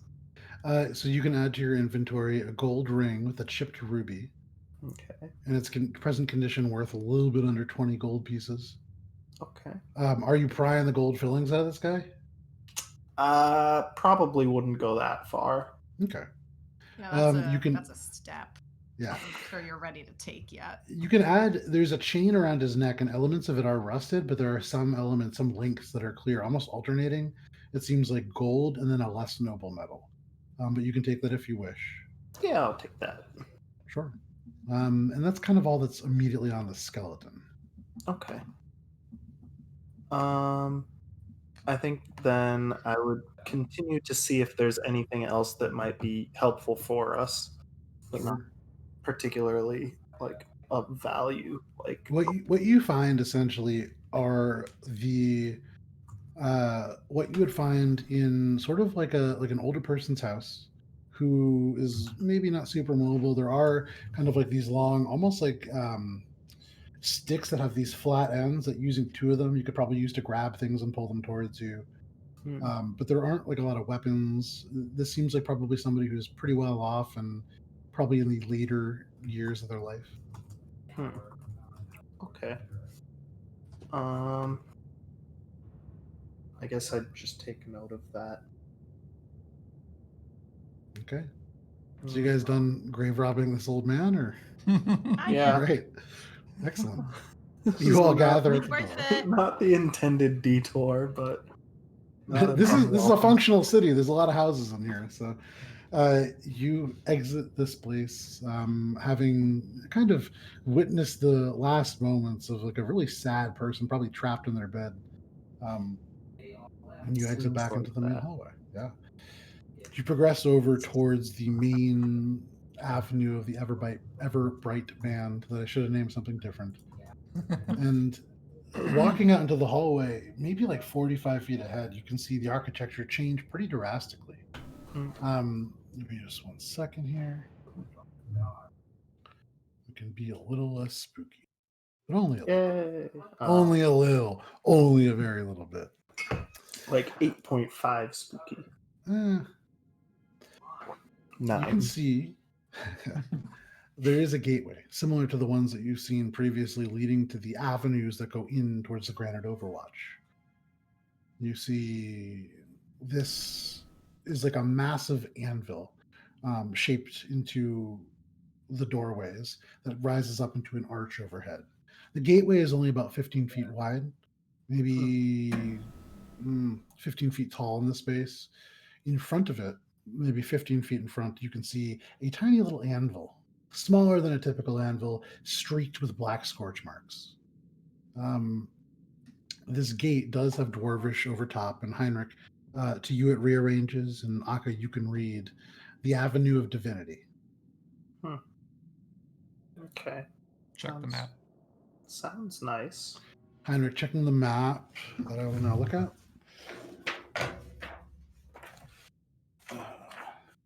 So you would imagine on the map that you have, you're in the northernmost spots. And looking over and off to the right, there is another gate, although also much unlike the other ones that you've seen. Whereas before, you've seen beautiful dwarven faces and names that kind of name the heroes of different clans. And you've kind of, I would say, for those of you kind of paying attention, you would have seen those bricks at the very beginning, that kind of wall that took itself apart Diagon Alley style that you walk through. Similar names to the ones that you see there. So these gates seem to be named after founders or very important members of the society. But this does not. The faces on this are broken, but not as if somebody had come through, like invading this place. They're very purposefully and very mindfully done. You can see the names have been scoured off of this door. There has been Dwarvish that has been etched in its place. And you can see that it says, just a second here. Beware all ye who enter.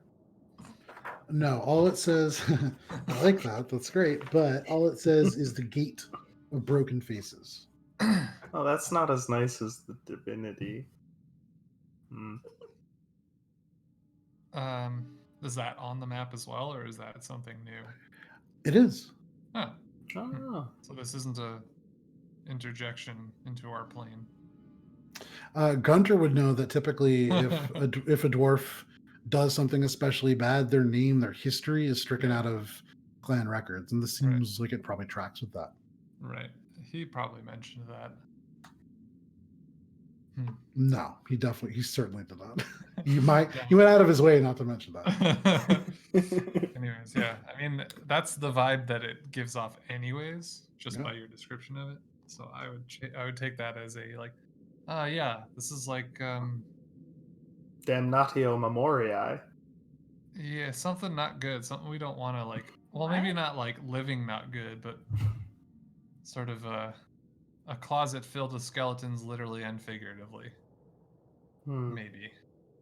But okay, that's not the way that we have to go, right? That's not the most direct path. No, certainly not. That would continue, and eventually, Heinrich, you would know, link you back up to that agriculture area. Cool. Well, we don't need to go to any of that. No. But also, poor Carranza. There's no like solution to that stairway, and there's no way to like loop back around to the other side of that caved-in hallway.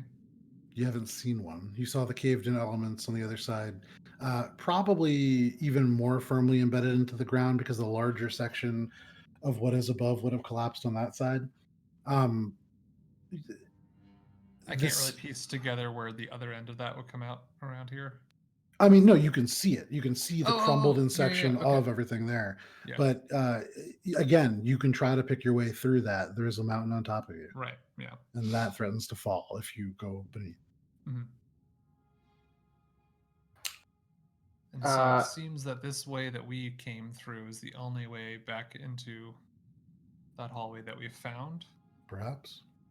Could I look for another hall?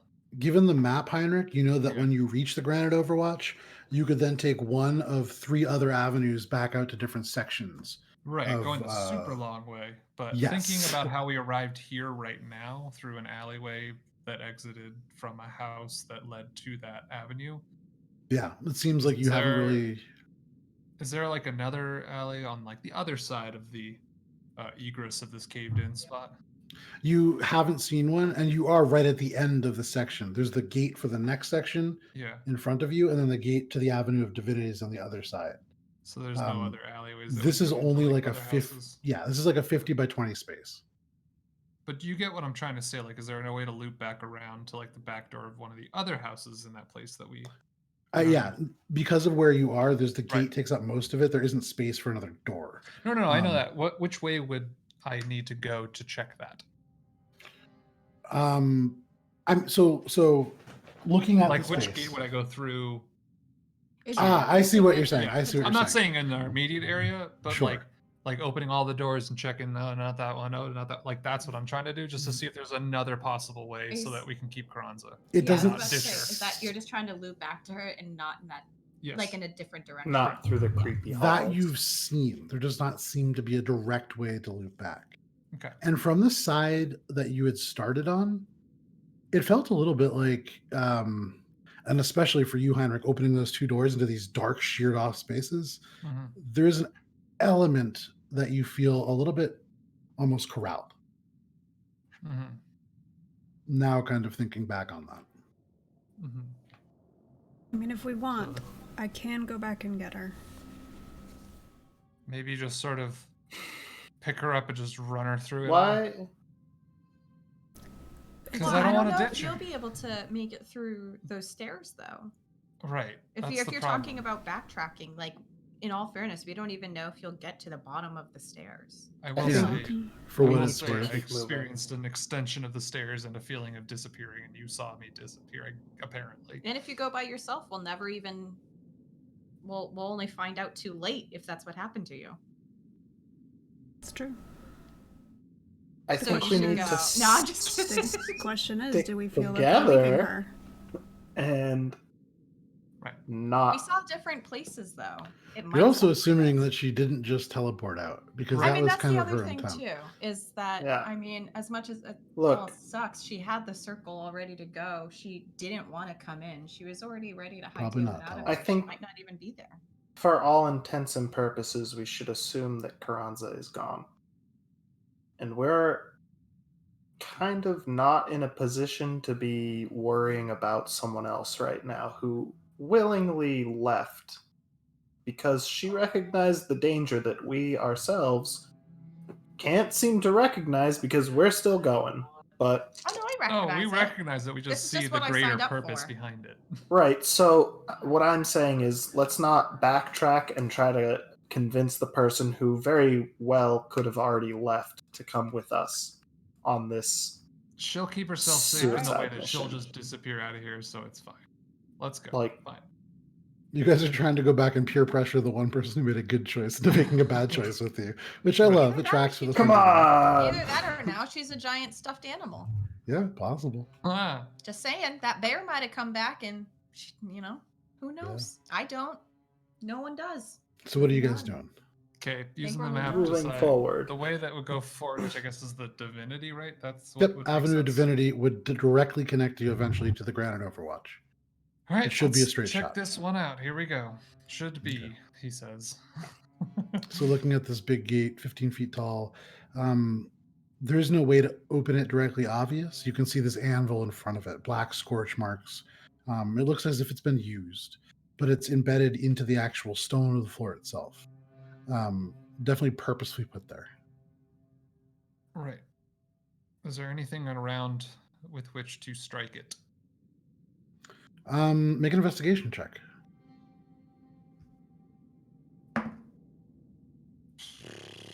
10. 10. Little stones and pebbles and things of that nature, elements of buildings, or not buildings, but the wall structure itself that have kind of crumbled away over time. There's that kind of stuff. You could take a rock and bang on it. Aka, you're good with making things with tools and stuff. I'm gonna go ahead and assume, and I might be wrong, but there might be a connection to this anvil and opening that door. Since we don't have Carranza to it for us, we can't. We got to figure this one out. Is this just like a big anvil?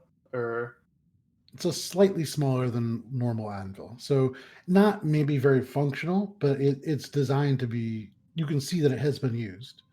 okay. There are black scorch marks on it in varying spaces, not just on the top, on the sides and bottom as well. Does it seem like it would be connected to some mechanism to open? Or is it just like, this is just, why would we hit this anvil to try and open a door? You don't think anything connected to it necessarily. I'm looking for switches. Make an investigation check. I'm gonna stand on the anvil while they do that, just kind of while doing this and looking around for Arcana tile No, slots or I something. roll well when looking for switches. I just have Okay. to say. Okay. 18. I mean, for Okay. investigation, because I don't get anything on investigation. Sure. So 18. Heinrich, you stand on this anvil, and you are now approximately a foot taller. Perfect. Does that yeah. give me an advantage on certain? It gives you an advantage on being the tallest person already. Nice. More when you're looking around for a switch, you don't see a switch, but looking at this, you can see the anvil on the door. It is shaped like an anvil. You can turn back and see the little anvil there. They probably are connected somehow. Okay. Oh, so maybe. Wait, what's an anvil again? I forget what an anvil is. The thing So that it- you strike with a hammer that, it's a flat surface that's solid metal. that That's what a blacksmiths blacksmith use makes stuff Okay. on. Yeah, that you smack onto. onto In cartoon Acme characters' cartoons, heads. they Right, exactly. right. Yeah, a lot on Wile E. Coyote, right? Yes. Yeah. Okay. So Okay, well, there's that anvil, and then there's that symbol on the door, you said? Mm-hmm. Okay, so I'm thinking if you You pick guys up have that seen this anvil symbol and you before, throw too. it out the door, it might open. The last time that you saw this symbol was at the Dawnfather's ziggurat. This that was in Coltram, infested with kobolds.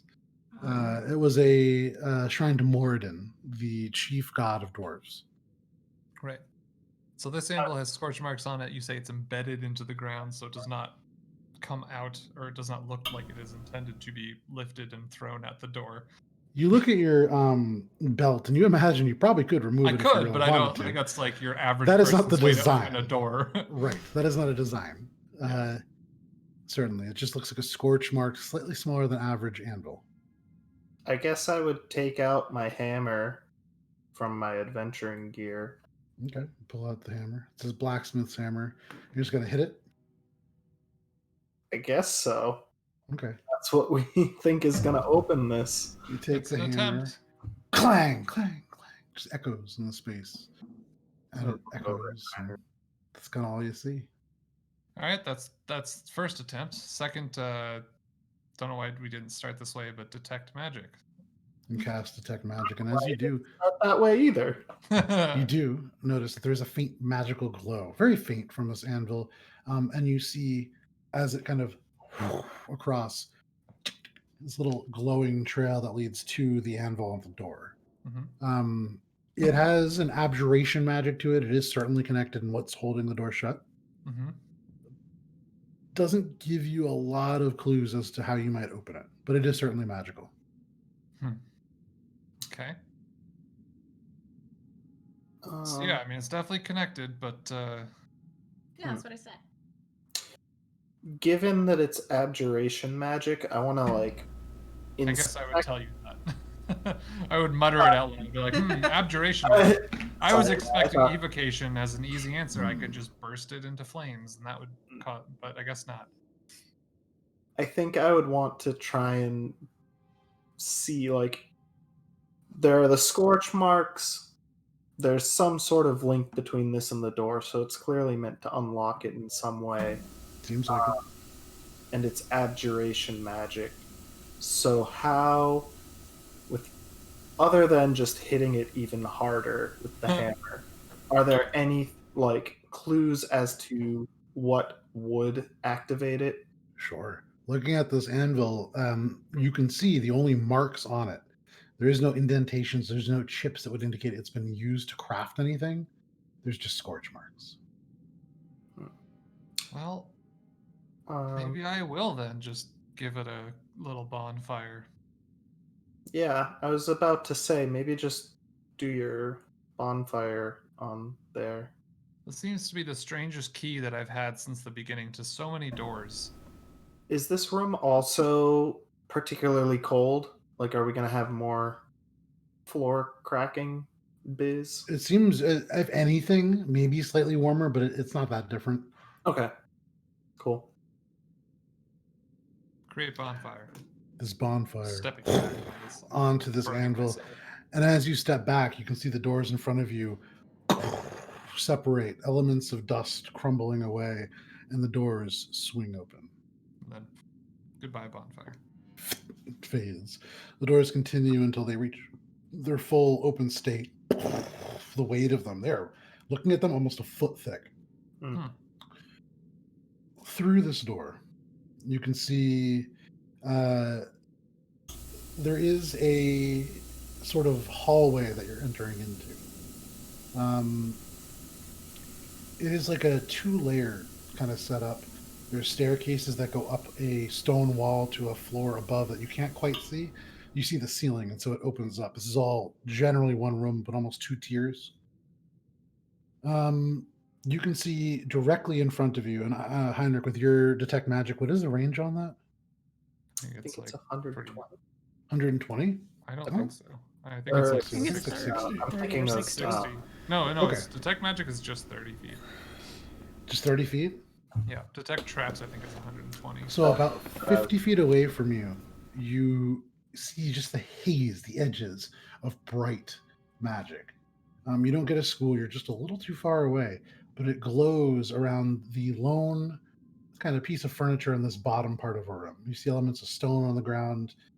You see like 4 supporting pillars that hold up the ceiling on either side of these 2 hallways that go left and right. But you can see directly in front of you, it is like a slanted stone case. And across it is a massive, almost 8-foot long pane of what appears to be red glass, or maybe even, Akka, for you having just seen one, maybe ruby. Behind it, you can see a shape of some kind of an object, although you can't quite make it out from this distance. There are rings, iron rings that would hold torches on the interior of each of these 4 pillars. The stairs go up, they're about 10 feet wide, maybe 15 feet up, and they go to a platform on top that you cannot quite see, or a tier or a floor or something. There's like a stone banister. Huh? Some sort of like dais. It seems like it's like a almost second floor. However, they share a ceiling. So like a loft. Yeah, very much like a loft. Okay. I guess I would enter this room to go check out more of the whodad's in here. Yeah. Okay.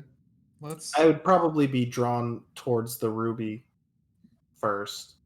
Okay. Let's enter. Okay, so Akka and Heinrich, you lead the way. Shay, you follow? Mormon, you follow? As you enter, you approach 10, 20 feet, and you begin, now that you're in the room, to see the elements of the upper floor. Similar stone, this stone brick kind of lining. You can see there are shelves that come away from the walls, kind of coated in cobwebs and dust. There's a table up there. There's a faint glow coming from there as well, this dim purple. And you can't quite see the walls beyond to know if there's doors, but you'd imagine probably. As you get closer, the object in this case is a shield. Almost like a metal kite shield. And on it, formed of the same metal that makes the protective surface, is the stylized sun with the kind of curved burning rays going away from it. The sun part itself is almost this perfectly clear gem, about the size of somebody's fist. The shield itself is kind of an odd shape. It has like a negative space with more backing behind. And Heinrich, with Detect Magic up, this is powerfully magic. This shield, give me 1 second here. When you said glow, that's just a magic glow, right? Like yeah, so you're not seeing that? anything. Okay. It's dark in here otherwise. This particular shield seems to have evocation magic to it. There are elements of it, and it's this beautiful, almost like a gold color to it. You can see through the ruby like a rose gold, but you'd imagine almost like maybe actual gold for the sun part, and then steel behind. But certainly magical. The case itself, also quite magical. There are layers to the magic on this case, and you would imagine whatever is held within, certainly powerful, certainly important. Hang on 1 second here. I'll find it in my notes. You can see the ruby case, the shield, and then there are a few words in here that Heinrich would catch your mind. You see 3 on the very top of this case, empty spaces where some 8-sided flat panels might fit. Each one is about 8 inches wide, 8 inches tall. And within each, you can see in Dwarvish that reforms to common for you. And the one on the left, it says the Heavy Hand.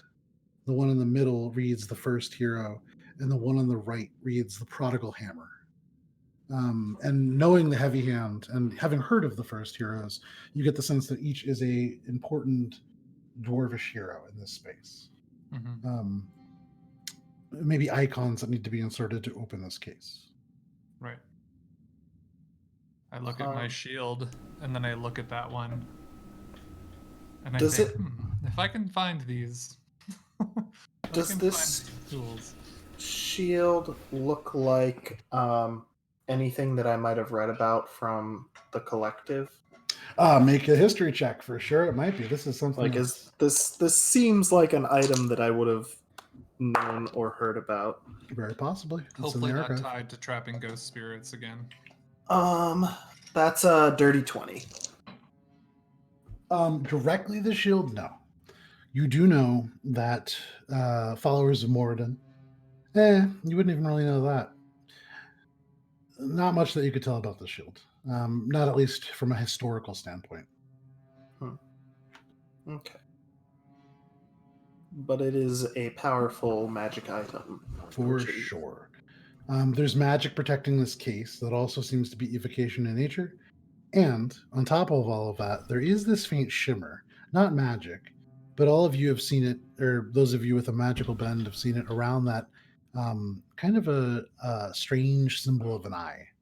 There is something else at work, but not magic. Psionics. Akka, you would imagine, yes. There is a psionic signature to that. So this So could this is- potentially cause another omen. So this is up against the back wall, and then I'm assuming facing it left and right are the stairs that go up. How about I send you a picture? Oh, See. Yay! Map. So I'm going to put this in general. Somebody could go ahead and just throw this in the Twitch chat. That would be greatly appreciated. Maps. At the moment, this is just the bottom part of the floor. And at some point, perhaps you will reach an area where you can kind of see the top better. I'll update it then. But Perhaps. the north, you can see the shield within the case. Okay, yeah. To the south, you see the gate that you just opened. Oh, and there's other exits. to There the are, left and yes, to the left and right. I think I would float up to see if there's anything above that would Okay.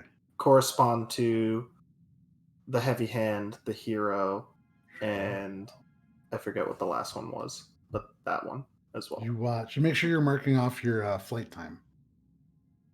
It's like Akka, 4-hour max, so yeah, I would still mark it off. yeah, it's like As you rise up to the top, you can see the stairways puncture into an element of stone very similar to the bottom. But the first thing that catches your eye, there are two doorways, no doors. One that goes to the north, one that goes to the east. But what catches your attention in the northwestern corner of the room, 10 feet wide, there is a stone altar, slightly raised. And you can Oh, there's see another this one. purple glowing kind of shimmering out. And from that, you can see the still wet sigils painted in blood that dot each of the tiles of that altar. And as you do, you get this kind of sense of movement and something drops behind you. But because it is 10:22, this is where we're going to take our break. Detect magic doesn't detect psionics, man. And for all of you, you're aware of things dropping in from the ceiling. But this is where we're going to take our break from this this little adventure. psychic spiders. With all of this, these are not spiders, but we will get back They're to ocean this spiders. in about 10 minutes. So we're going to step away, take a quick break. There will be a timer in the bottom right-hand corner. When that hits 0, we will be right back. I don't See you know then. which corner it is. I don't know how to point. Somewhere in this general area. Yeah, no, I'm sure.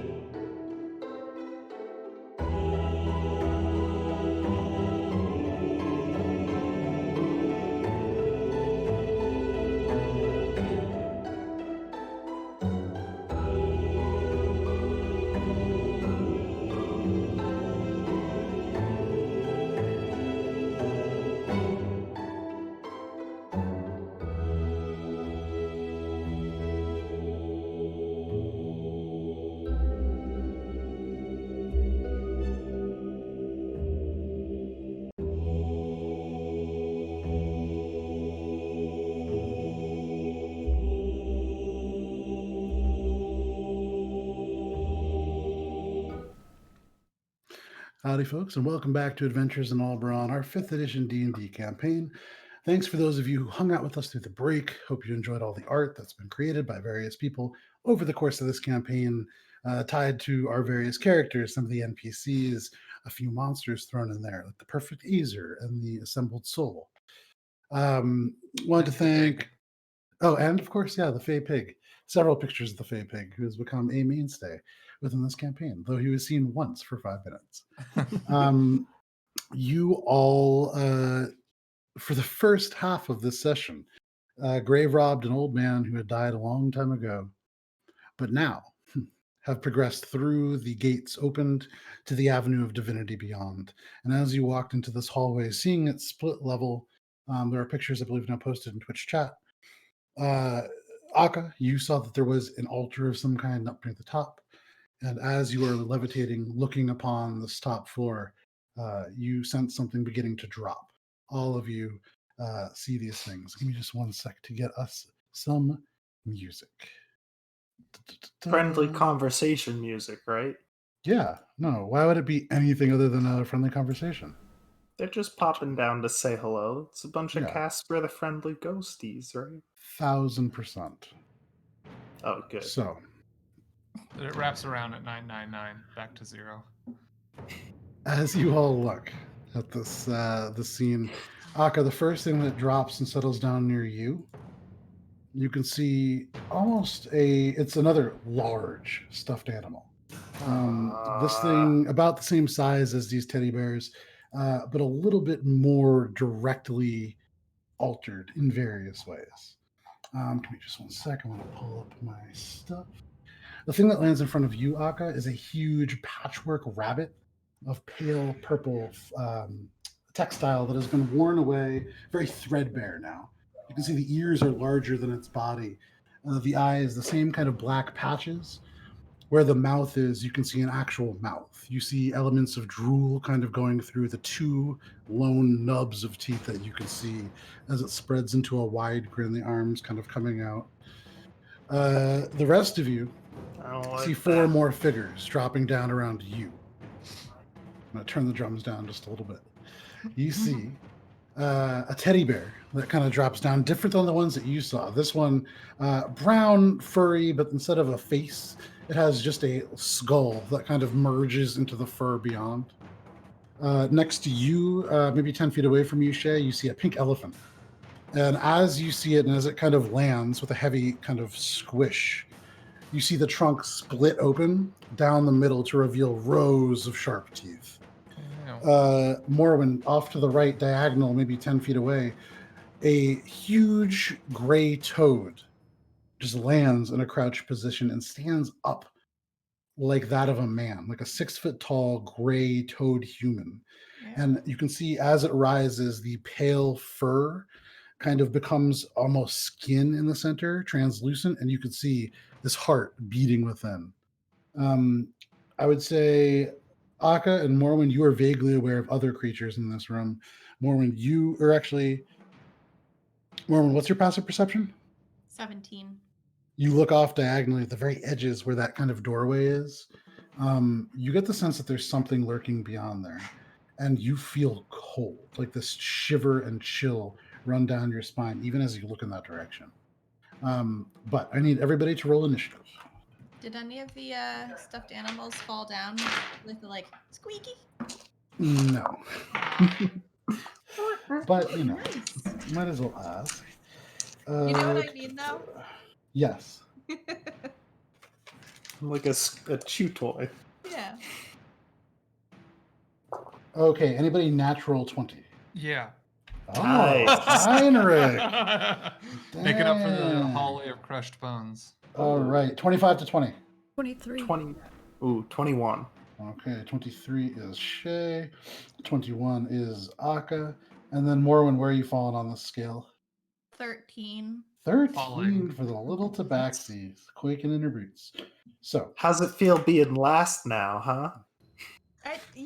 It's a real change. I didn't think this would ever happen to me. yeah, look at that. All right, here, let me see here. But yeah, of course. Like, I'm cold again. Guys, sorry, I'm just gonna freeze this whole session, probably. Yeah. Love to help, but I'm cold. So, You're the one with fur. I know. That's why I feel so useless when I'm extra cold. Heinrich, you are up first. Shay, you are on deck. Akka, you are going third. Morwen, you're after that. And then the elements of this room begin to act. So, Heinrich, what would you like to do? Shay, you're on deck. Heinrich, in front of you, you can see off to the left, there is a... 1 second here. Let me set these guys up where they are. Off to the left is that teddy bear with the skull-like face. It'd be 10 feet in front of you, 10 feet beneath Akka, just a little off to the right. You can see this huge patchwork purple rabbit further ahead, maybe another 10 feet. You can see the pink elephant kind of off to the side of Shay. And you can see closest to you and Morwen, only 10 feet away from you, is that gray toad-like person. Okay. So full surrounding. I guess let's start it off. I don't want to use this right now. I'm gonna wait on that. I'm gonna do another wall of light, and I'm gonna just have it 60 feet, like hit as many of them as possible, and sort of 60 wall. feet? Yeah, and wall us off. All right. Like, so what you a can do serpentine if you want pattern to best wall off at least it would be 3 people easy. that I'm like myself and Shay and Morwen, Easily, sure. but So, also like hitting as many of them as possible. okay. 10, 15, 20, 25, 30, 35, 40, 45, 50, 55, 60. What you can do is you can turn an arc of this wall around to hit the gray toad person, curve around, hit the one that's kind of a... I have so many pages open right now. Don't say rabbit. It will strike the pink purple elephant. Okay. It'll hit all of them except for the teddy bear with the skull for its face. That's fine. Yeah. Because that one's the furthest away. All right. And the is. rabbit that's like above me? Or the rabbit is oh, sorry, I had those two switched around. So the rabbit that is above you is the only one that will not be hit by this. Okay. Okay. Sweet. So let's do that. I'm just gonna cast Wall of Light and sort of see if that's a deterrent at all to them, or if it does Sure. anything special. But essentially, walls us off, causing them to. And that's on hopefully their avoid. turn, correct? When it appears, has to make con saves. all of Okay, them. so 3 con saves. First, you can see the first one of these, the large gray toad-like man. Con save. It's going to be a 7, so that's a fail. You can see the sort of pink elephant, his trunk split, the teeth waving around. That is a 13. Now that is going to fail. Mhm. The teddy bear with the skull for its face is a 14, which fails as well. So all 3 fail. 29 points of radiant damage, and they are all blinded for 1 minute. If they use, Nice. if like physical sight, you know what I mean? Like blind sense, obviously not. True sight, true sense. But Eyeball wall of sense. light just ripples through the room. Suddenly, bright light erupts. You can see everything shine. The ruby reflects this brilliant light. As the daylight takes its place, Heinrich, you looking to the left and the right, and Akka, you looking to the left and the right, down these hallways. Down the left, 15 feet of stone, and you can see a cluster of these stuffed animals. You see like a huge red squirrel, a velvety fabric that's threadbare with spines that run down the spine of it. You can see a huge goat, almost 7 feet tall, with mouths for eyes. A whole variety of these creatures. Looking to your right, that same place that Morwen felt that chill, there's a very small figure sitting on the floor, its legs in front of it. It seems to be a baby. But as it shifts up, your soul feels like it almost freezes, the eyes pure black. And something about this baby just seems too coordinated. But we'll get back to him. Anything else, Heinrich? So that was the action. Bonus actions, I don't have any as of yet. So All this right. is an action to shoot it, I think. Shoot from this. I believe so. Shay, Yes. what would you like to do? Akka, you're on deck. How far away am I from the elephant, and can I see it still with the wall of light? The elephant, it's standing in the wall of light. Yeah. So you can hit it from the side, If you take 5 steps to your left or 5 steps to your right, you'll be or 5 steps forward, you'll be in melee range. Sure. Left or forward? Left. Okay. For a 29 to hit. 29 hits, yeah. 10 points of Okay. damage. So as you go forward, you can see this thing, light rippling through it. The light, as it erupts, you see seams tear.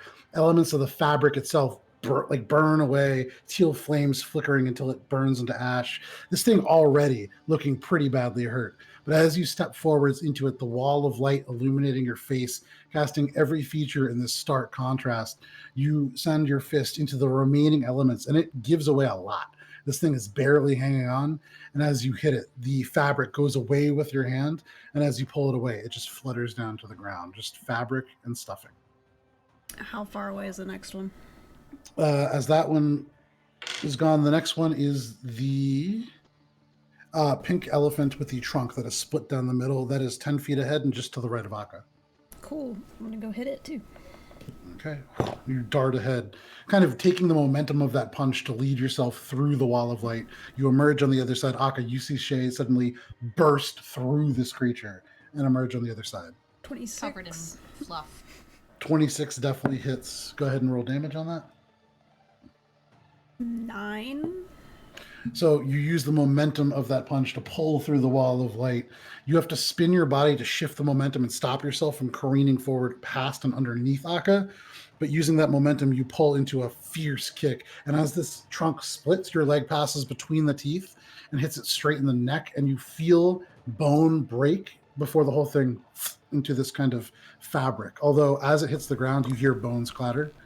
But that thing is gone. And the third one that Heinrich hit, how far away is that? So you can go 10, 15 feet, and now your back is to Heinrich's right side. Off to the right, you see this gray toad-like man, the heart beating furiously, and the see-through pane of skin. 23 23 hits. for 9. 9 points of damage. With the kick, you slide, taking the momentum to cross the last 10 feet. And as you pop up, you put all of the momentum into your entire body behind your fist. This uppercut shreds the head of this toad-like creature off, and it spirals up, and as it does, loses form and lands almost like a sack of cloth. The body falls to the ground. You see the heart roll out, still beating. You can hear it. But it is kind of crumbled into nothing. And That I'm one just is gonna dead. backflip back into my original starting spot. Heinrich, over top of you, you see Shay backflip. As the uppercut goes up, kicks her legs back, somersaulting over and landing on your other side. She shifts 5 feet to the left, and she is right back where she started. Yeah. Having That crossed was quite 45 feet of movement in that circle. In 6 Damn. seconds. Well done. That is your turn. That is going to bring us to Akka. Akka, what would you like to do more when you're on deck? How tall is the wall of light? Does it go all the way up? It Because is I'm 10 feet. floating, right? So you're Okay, right so- above So it. you're Your at feet the are right level at the of it, top. yeah. Okay, cool. And it's a bunch of baddies on either side, but the rabbit is in front of me on the loft area. From your position up, you can't see down either hall. You can see okay. this rabbit over there, and you get the sense, it's an unnerving sense of dread that is radiating from your right. Okay. I think I am going to firebolt the rabbit in front of me. Go ahead. It's a ranged spell attack. That it is. How's a 26? 26, that definitely hits. Roll damage on that. Okay. Dude.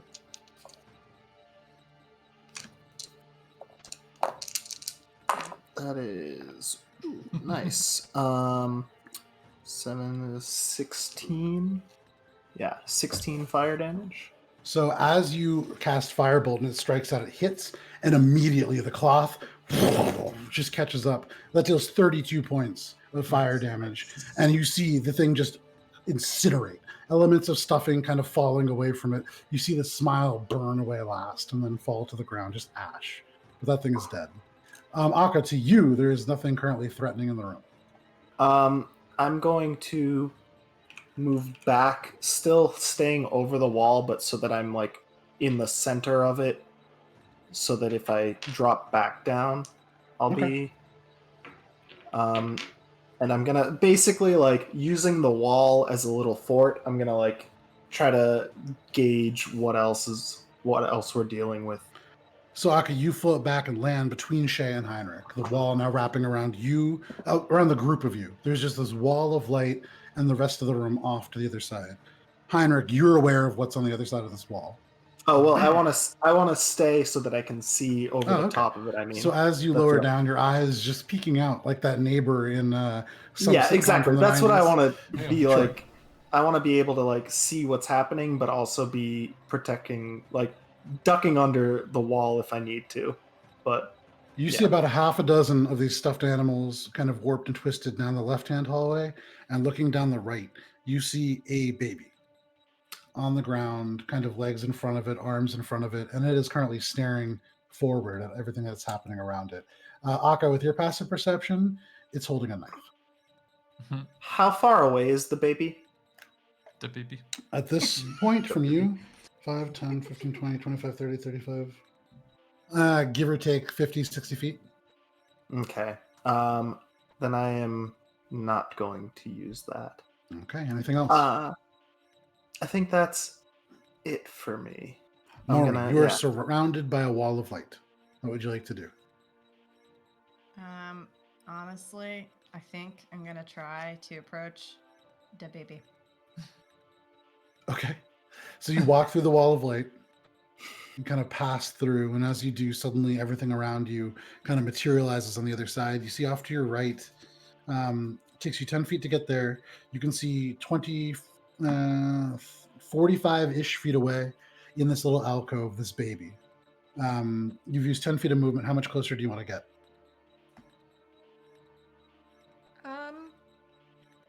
Free action. Be careful! I'll use my full speed, knowing that like on hand I can back up if I need to with my other stuff. So your speed is 30? Yeah. You get right into the entrance of this. And so 15 feet away from you, so you see this baby. As you get to within 15 feet, the sense of dread is like deepening. This is the same feeling that you get like just like right when something horrible and tragic happens.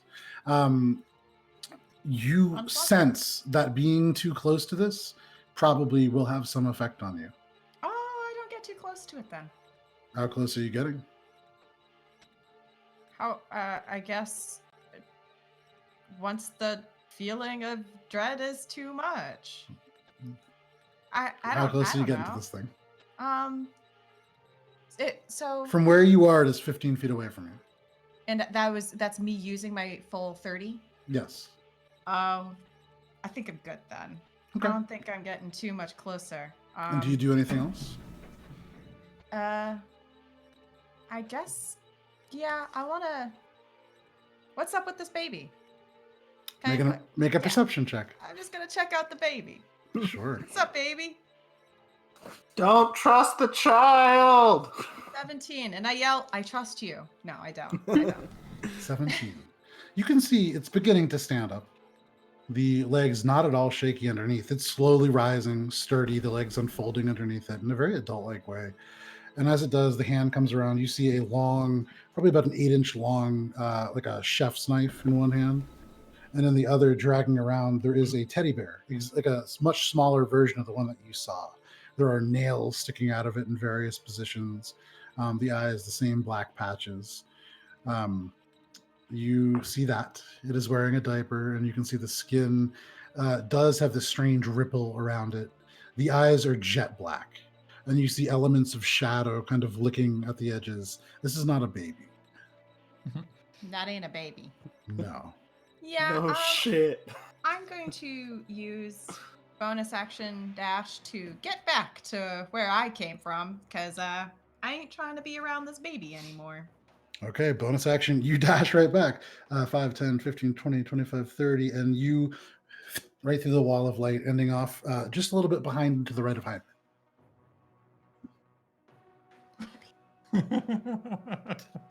That is your turn. That brings us to these stuffed animals. So from this hallway, they are going to move.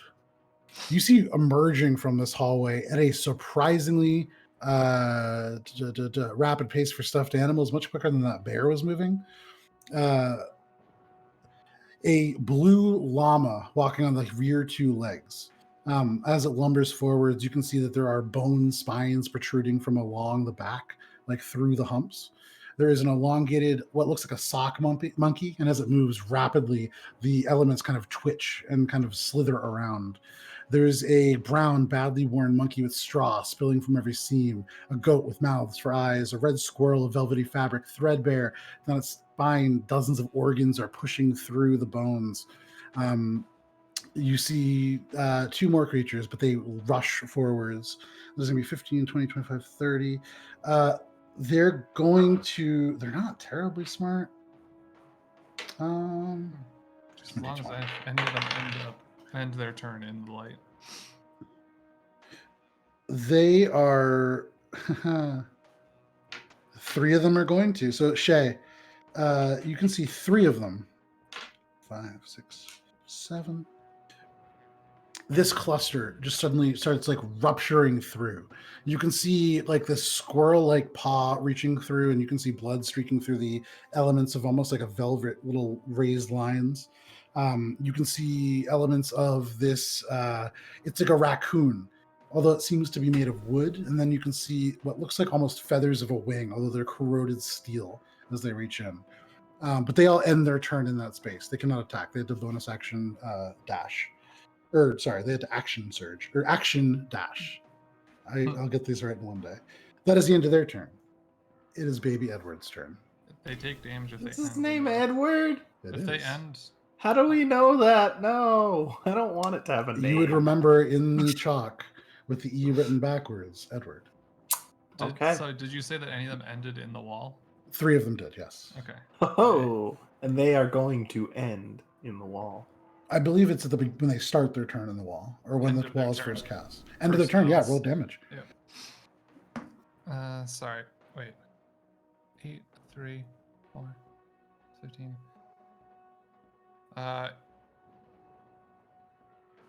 23 radiant damage. You see teal flames beginning to ignite them as they begin to burn, but they're still reaching through Shay. Excellent damage. That brings us to Baby Edward's turn. Yeah. None of you can see it, but you feel something approaching. Akka. I think I could still see it because I'm... Okay, so yeah. Akka, from in this hallway, your eyes over the top of this wall of light, nearly blinding from the radiance. You can see this baby emerge from the hallway, dragging this teddy bear with little nails sticking out of it behind it, and a long chef's knife to the left. If we were playing in person, I was 1,000% ready for this, and I'll post that on the screen. Oh, no. Yeah. Fade it. But it closes, and it gets to the doorway, and all of a sudden, Akka, the movement of it changes. It steps forwards, and all of a sudden, it's 10 feet closer. And it steps forwards, and it's slightly off to the right, and now right at the other side of the light. Morwen, behind you. Guys, the baby's Edward coming! It is suddenly next to Morwen and Heinrich, and is diagonal from you, Akka. And then Shay, you're the furthest away from it, the maybe baby 10 feet is? away. Mhm. Yes. So it's like within the perimeter now? It is it is within the perimeter. It is going to, having seen you, Akka, you look, the head shifts up, these dark eyes looking at you. You feel almost drawn into them. They're so beautiful. I need... Okay, so Akka, you can see this knife kind of slide out, and it turns, and you can see the full blade. There is something weird to this blade. This dagger, a strange shape and a strange material. And all of a sudden, this baby is in the air with you, as if it had jumped, although you did not see any movement. What the fuck? It is going to take 3 attacks against you. Flying The first one is a baby. 28 to hit. That's Hey. gonna hit. I don't know if I want to do a thing to make it not hit, but You tell me real quick. no, because it's for when I take damage. So Sounds I'll like a wait. plan. Yeah. Okay. You take. That's a lot of d4s. Is this just the first hit, the first attack still? Yes. You Okay. take 21 points of piercing damage, plus. What? Oh, you're lucky. 10 points of fire damage. As the knife passes through, you can feel the metal of your armor rent slightly, and then this flame, slightly dark, emerge. Go ahead. I'm going to use absorb elements on the fire damage. Okay. Wow. So it's Yeah, resistance. that's fire damage. Yeah, so you take 5 points of fire damage. And my next attack, I use an extra d6 of damage. That's fire damage. Fantastic. That is the first attack. The second attack is going to be a 31 to hit. Oh, Jesus. Damn Ed. Got me with that 20. And then Damn baby Ed. But you're getting so lucky with this. Someone put this kid to sleep. 2, 3, 7. You are going to take 20 points of piercing damage. Okay. As well as never mind. 20 points of fire damage.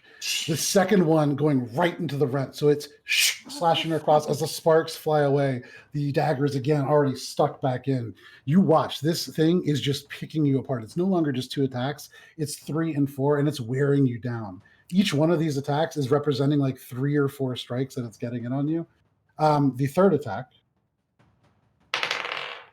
is going to be a just a lowly 21 to hit. That actually misses. And some clangs off the armor. You can see the baby turn and look at the blade, and then slowly turn to look back at you as it begins to kind of settle down, and suddenly it vanishes and is back on the ground. Could you remind me what the total of the first hit was? The total Of the first piercing damage. Sorry, the first piercing damage. I can't remember. Is it like a 27, something like that? I thought it was 21. Oh, I thought it was 21. Yeah, 21, and then the second one was higher. Was I think 40 total, 20 and 20. That makes sense. Piercing and Something like that. Cool. I'm not looking great. That I would is after that. that is its action. As a bonus action, it is going to disengage, and then suddenly you see the feet as it runs right through the wall of light.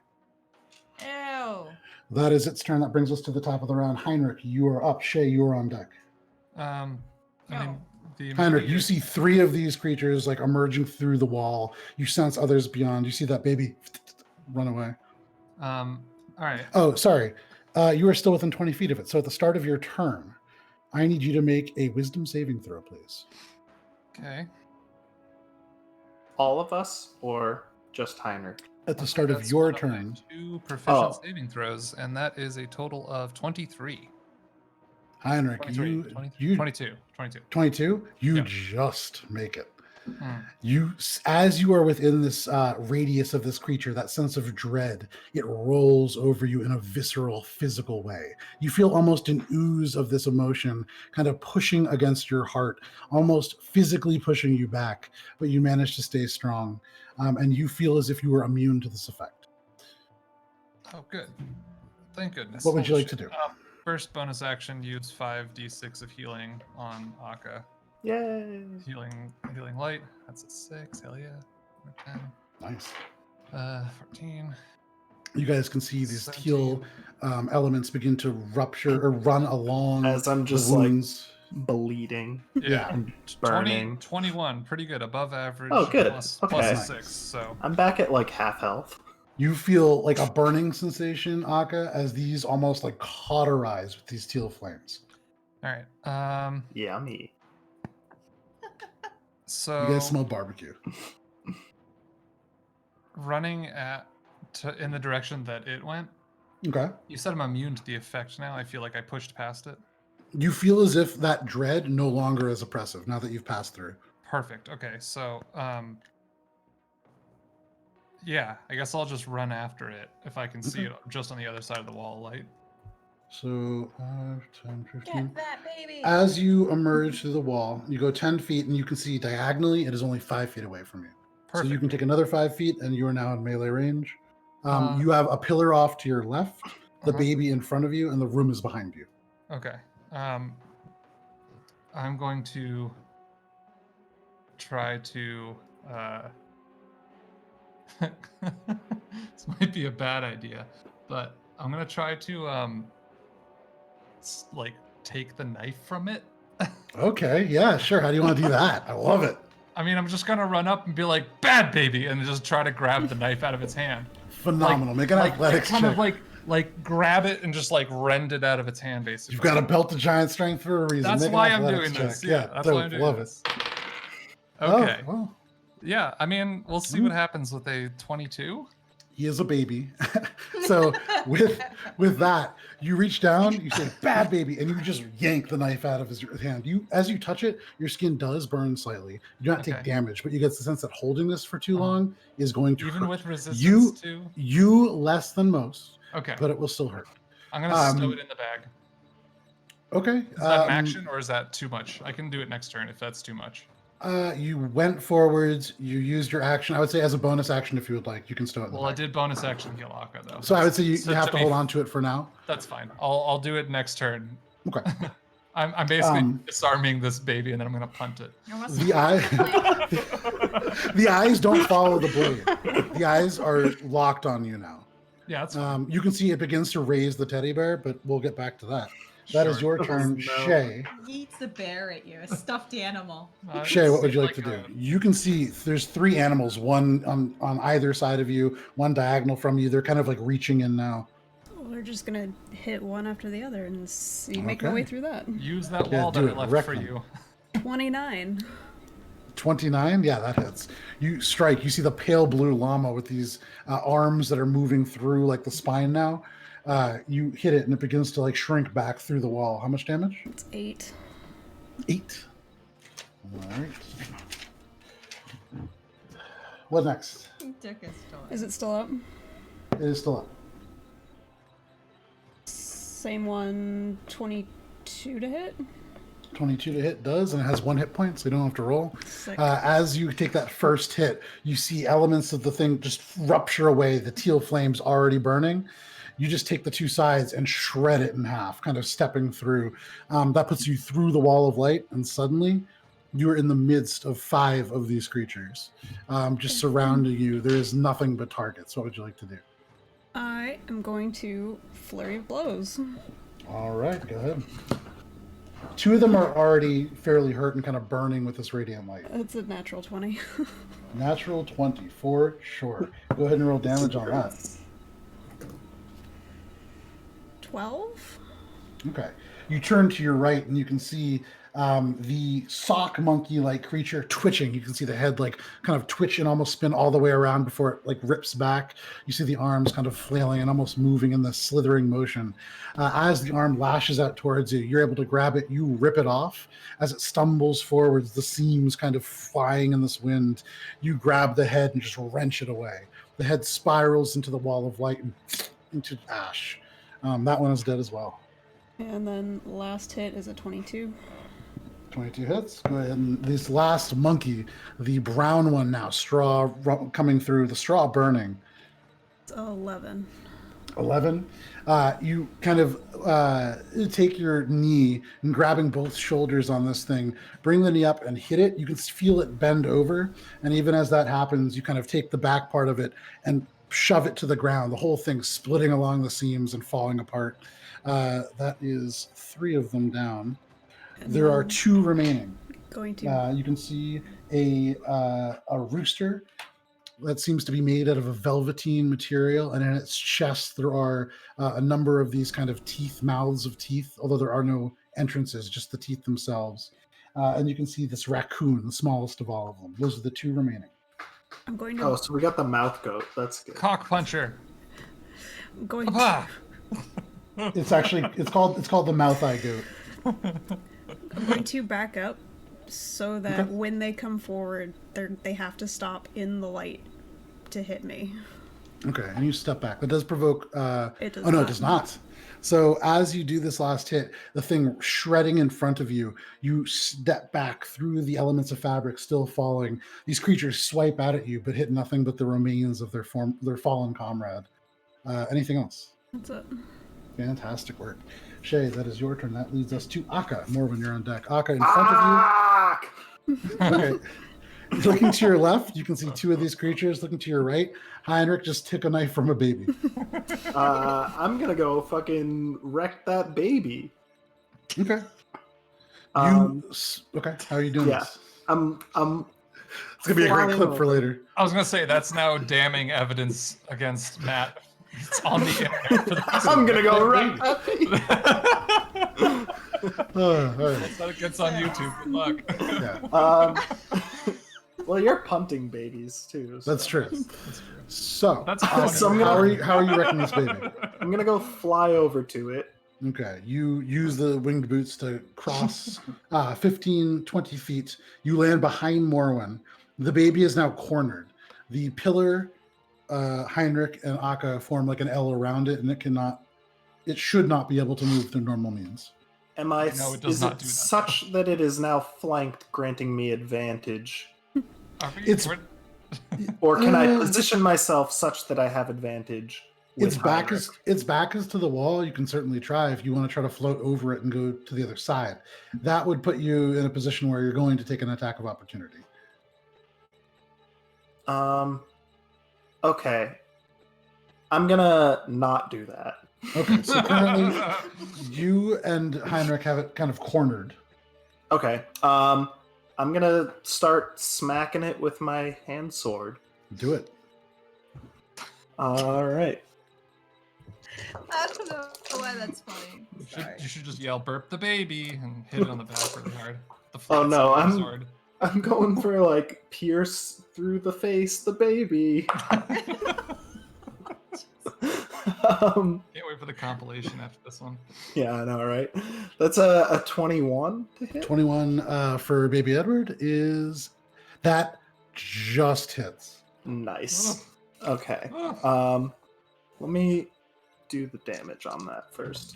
It's Sure. gonna be kind of piddling damage, I think. That's 7 piercing damage. Okay.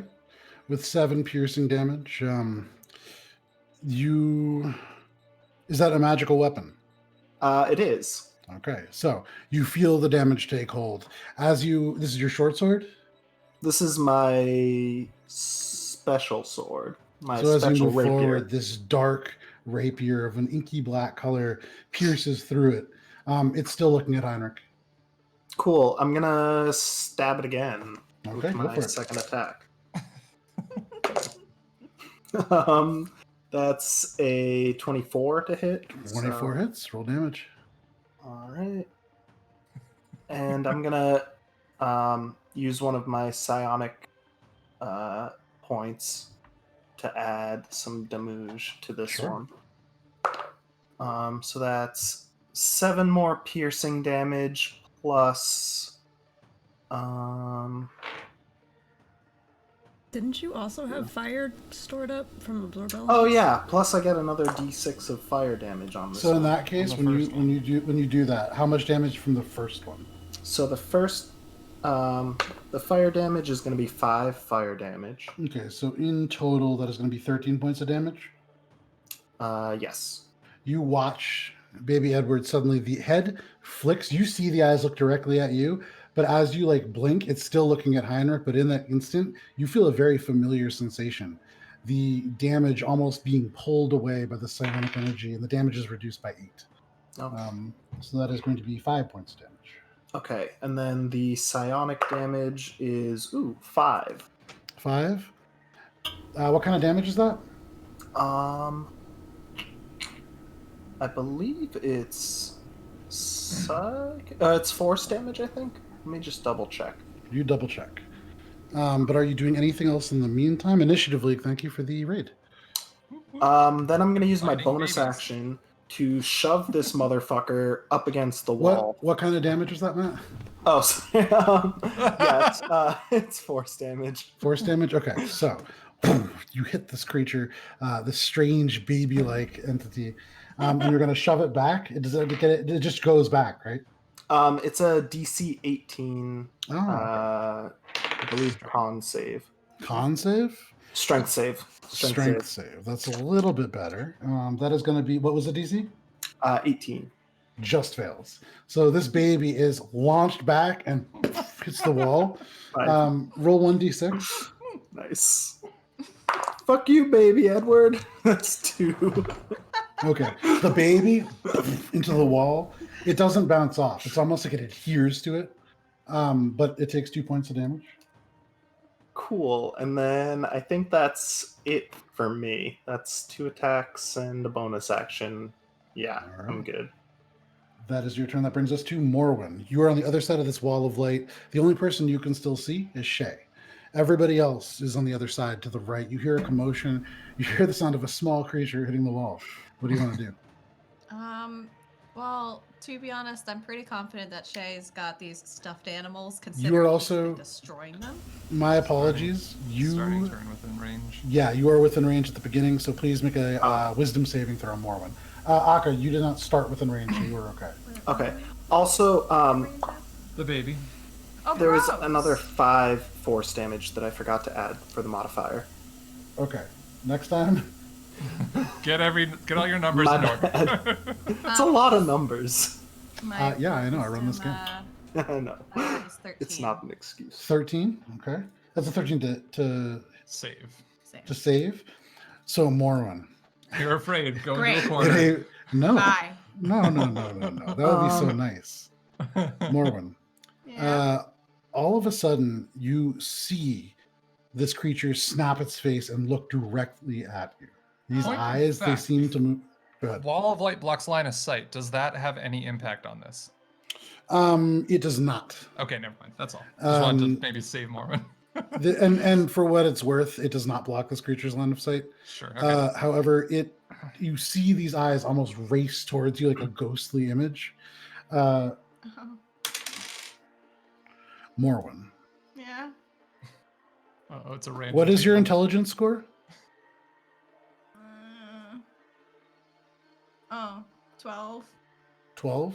Yeah. Your intelligence score is now 8. Oh, damn. Okay. It just And made Allie. you dumber. Yeah. So that you are aware as a player, if your intelligence score reaches 0, you die. No saves. Okay. Sounds great. What would you like to do, Allie? Run away from the baby! Do you want to? Do you want to run back out into the hallway you came from? Do you want to run kind of towards Shay? Do you want to run towards this ruby case with the shield? I'm running towards Shay, just like, Baby! You dash 15 feet over and you wind up right next to Shay, the wall of light in front of you. dear Shay, I'm just gonna be like, I'm dumber. I can feel it. I know it. I know less things, and I didn't know a lot of things to begin with, but it's less. It's hard to tell if that's true or not in this moment, Shay, but very likely. Words hard now to say. I can't read. Oh, wait. Anyways, Is there Morwen, that is. anything Did on you do your anything turn? else? Yeah, I think, if anything, I guess the only thing I'm gonna do is ready. I can, like, ready an attack, right? If the baby Yeah. comes within range of me, You can ready an attack if an enemy comes within range of you, yes. I do that. Okay. You hold loose, ready for an attack. That is your turn. That brings us to these 2 remaining stuffed animals. Sorry, guys, They're I'm scared and dumb. They see Heinrich because they're on the other side of the wall. They don't see Cher Morwen, and so they're going to 25, 30. They're going to have to dash to end up behind you, Heinrich. So behind you at the moment, Heinrich, all of a sudden, in the swirl of melee, the baby kind of getting thumped into the wall in front of you. You turn and look back. There is this red and white, there's this rooster with patches of red and white polka dot covering areas that have torn. The legs seem to be real. They seem to be like large, real rooster legs. And where the head should be, there is like a weird sort of toothy sort of mouth. But those are Rooster right teeth. behind you. Huh. That gets to the end of this turn. That brings us to Baby Edward's turn. Baby Edward is not happy. He likes his knife a lot. Fuck Yeah. baby Edward. Heinrich. Yeah. Baby Edward rises 5 feet off the ground, kind of away from the wall, separating elements of dirt and stone crumbling from the slight crack that it made as it was forced. It holds this bear now, and you hear in your mind, Alugros, Teltesera, Multicathus. And I need everybody, I believe. No, I need Heinrich and Akka to make a wisdom saving throw, please. Is this trying to be charmed? It is not. Okay, because that would have been nice It if would've. it was, but it's not. Oh, thank God. Yes. Holy shit. Okay. 19 plus it's 26. 26 Holy is a shit. success. Holy Natural shit. 20. Natural Holy 20 shit. for a total of. Holy For 23, and if I really need it, I can make it more. At the moment, it seems to be enough. You can see this bear begin to squirm in the baby's hands as the trickles of blood come down from the nails that are protruding through it. And you sense this wave of energy that pulls at your eyes. You feel as if you're almost beginning to feel exhausted, but you manage to push through that. You also do not take any damage from that. That is a bonus action.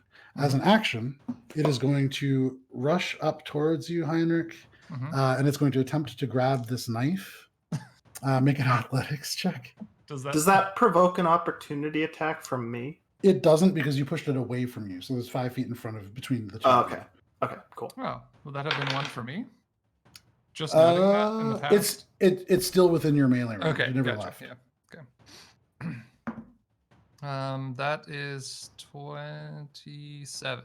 No, You 25. hold- 25. You hold the knife up. Yeah. It cannot reach. Nope.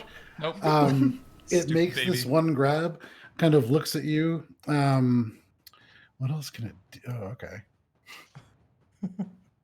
All right. And that's all that it's going to do for its turn. Okay. That brings us to you, Heinrich. What would you like to do? At the start, you're immune to its effect, so you're fine.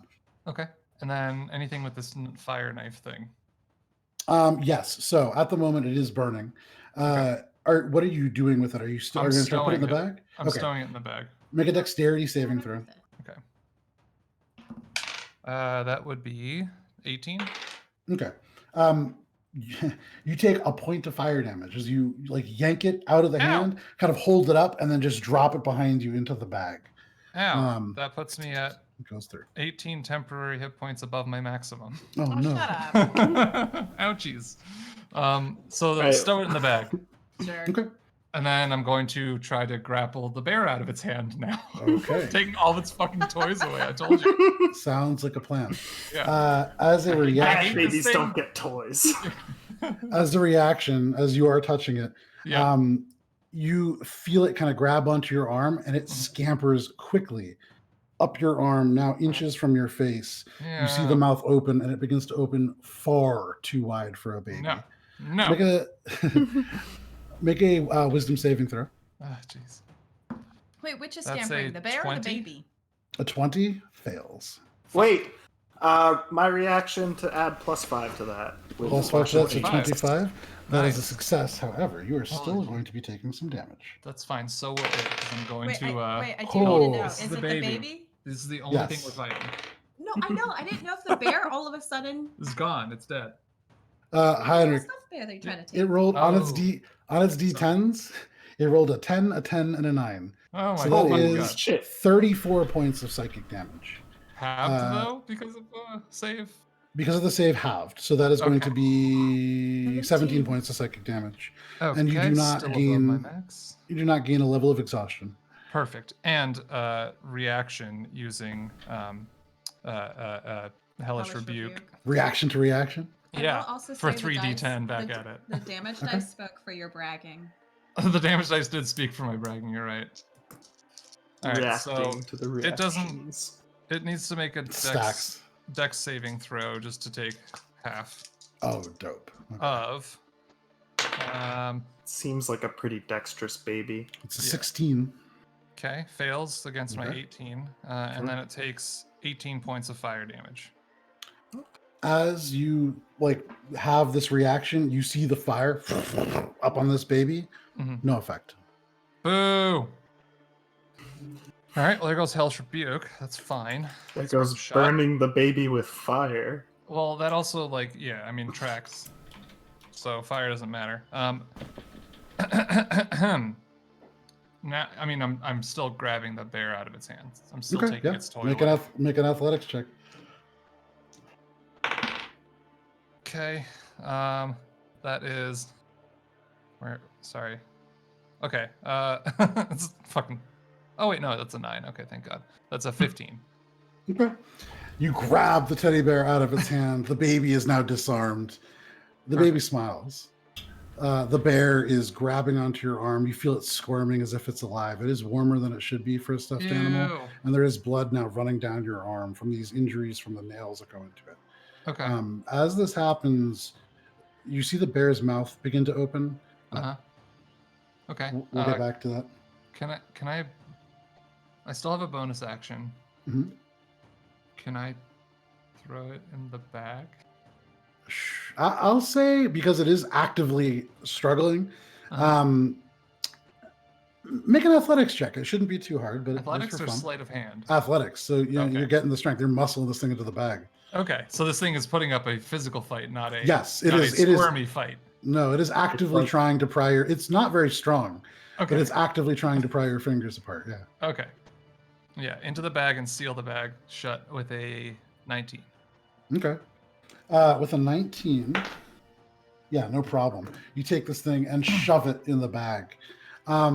As you do feel as if it's almost getting slightly larger, but we'll get back to that. Uh-oh. That is going to bring us What? to Shay. Aka, you're on deck. At this moment, I can't see anything, correct? So at this moment, Morwen is right behind you. You turn around, you can see 30 feet back through the wall of light. No, nothing. You're just in the middle of a wall of light.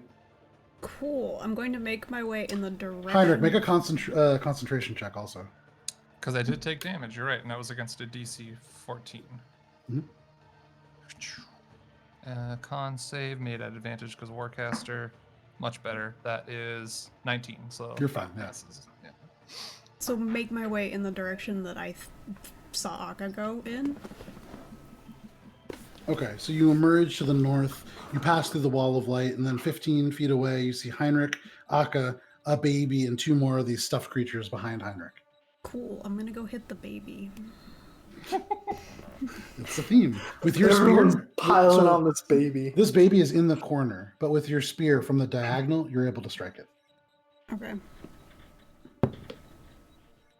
Stick it 26. like a pig.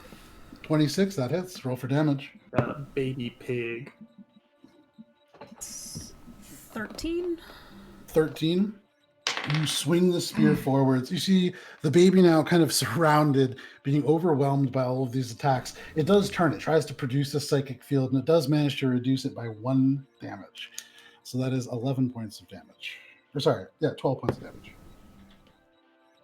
Next hit And that is a magical attack, technically, correct? Yes. Okay. Next hit's a 23. 23 hits. Roll for damage. That's a 9. 9. Okay. And 29. 29 hits, just barely. Go ahead and roll damage. For I can't math. 11. And he can make a Constitution saving throw. You certainly can. You are trying to use Stunning Strike? Correct. Okay. Ha! Constitution saving throw? Yep. How is a 32? So that's Oh, a good boy. stat. Worth I a was shot. wondering where it was. It's probably Worth a pretty good. shot. Yeah. As you strike this baby with the back of your spear, you stab at him and you can feel it hitting. You don't see wounds appearing necessarily. You swing the staff around, hitting it with the back part. And as it hits right in the solar plexus, you expect this baby to gasp for breath. This is a weird sentence to say. This baby takes a staff from a well-trained monk in the chest without flinching.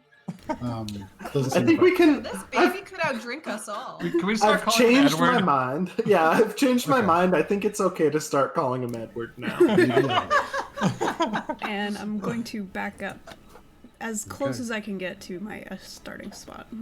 You can get right back to your starting spot. Morwen, you see Shay disappear through the wall of light And I'm like, and oh my God, reappear, kind of spinning the spear back to her Oh side. my God. That is your turn, Shay. That brings us to Akka. Morwen, you're on deck. Akka, currently, baby Edward, directly in front of you. All right, he's gonna take a couple more smacks of a sword in his face. Okay. Hopefully. He's going to try to do something, I think. That's not gonna hit.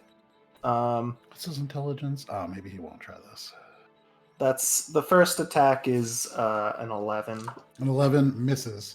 You swing your blade forwards, this rapier of ink kind of moving, and as you do, this baby looks up and you feel the psychic force kind of stop it in midair. All right, and then I try to hit him again. How's a dirty 20? Dirty 20 just misses. You Ah. swing forwards, it hits the skin but leaves no mark on this creature. All right, then how's about bonus action? I'm gonna shove him again. Okay, go ahead and shove the baby. Fuck you, baby. Oh, well, he needs to make a strength save. Okay. That's a fail. Okay, yeah, DC 18. So he gets pushed 5 feet away. 5 feet back. So again, into the wall behind. Roll 1d6. It's every little bit counts. Oh, that's 5 damage. Nice. You get the sense that it's not quite as much damage as you would expect, 5 but half, it's still probably. damage. Yeah. Seems like this baby is pretty durable for a baby. Yeah, it's a durable baby. That is your turn, correct? Yeah, I think that's it. Morwen That's it. Shay Oh, bursts wow. through the wall of light in front of you. There are no immediately visible enemies around you, but you know that baby is off to the right. Anything else? Or what do you want to do? I'm gonna step out to see how far away it is. Okay. You turn 5 feet, 10 feet through the wall. Akka is 10 feet in front of you. The baby is 10 feet beyond Akka. So it's 40 feet away. Yeah, the baby's like 40 feet away, pressed into a wall. Oh shit. I'm scared of this baby. Let's see. Okay. I'm gonna try to stab it. Okay. For now I'll use dash. Bonus action dash to get to it. You don't need to. Your speed is 30. Yeah. Oh, I thought. Okay. Well, yeah. It's 30. Yeah, you will to get 5 more feet to it. Yeah. So with loose, I try Okay. for a 21. 21 just hits. Nice. Because you emerge from an unseen position behind that wall of light, and he is currently surrounded by, he's flanked by Heinrich. He is cornered into like a wall. This would definitely be a sneak attack. Oh, so that would be advantage on the roll too. Nice. Yes. We're not gonna use that. Oh, one. I see. You already did. Oh, Yes. no. Yeah, let's stick with the first roll. Okay. Give me them all. Yeah. You are One bag more. of bloody d6s. One more. Nice. Whipping out the scary ones for Edward. You got to whip it out for Edward. Stop it. He's a baby. Didn't mean to. Alright, give me good stuff. There's some good stuff. There's a lot of Okay. good stuff. Alright. Hold on. Okay, but you can't talk. Alright. Hold on. I'm gonna use my calculator and it'll be really quick, I swear. Okay, no worries. That's a lot of damage. That's good. You guys definitely need some damage against baby Edward. You do notice this ripple of psionic energy. He's going to reduce the damage a little bit Aw, you jerk. I say to Edward. by 5 points. 34? Damn. With loose. So 29 points of piercing damage. It is magic, so it takes fully. For the first time in this combat, you can see this wound appear as Luce pierces through the skin. As it kind of pulls away, you see this tear and this like grayish kind of flesh, but there is no skeleton beyond. It's just empty. The baby's bones haven't developed yet. Anything else, Morwen? Yeah, I mean, I'll try to use butts, but you know. You used your bonus action to dash. Oh, correct. Okay, so I'm going to run away from it now. Okay, so that's going to provoke an attack of opportunity. Nope, because I attacked it. That's true. Swashbuckler. Fair enough.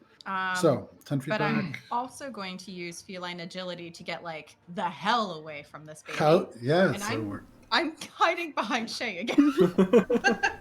Shay, almost in a mirror motion to you, as you reappear, you see Morwen look at you, dash off to the side, you hear a commotion, and then back onto the other side of the light. And I'm just free action, freaked out the look. baby. pat her on the head.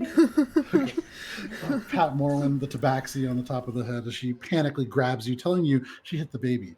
That is Morwen's turn. That brings us to the 2 remaining psionic servitors behind you, Heinrich. These 2 large stuffed animals lumber forwards, and they're going to utilize psionic slash. So Heinrich, one reaches out. This is going to make it seem much stronger than it is. That's a 27 to hit. Yeah, that does. And you are going to take 10 points of psychic damage as it rolls almost maximum on anything. The other one kind of swings forwards, this weird rooster with one of its rooster-like legs.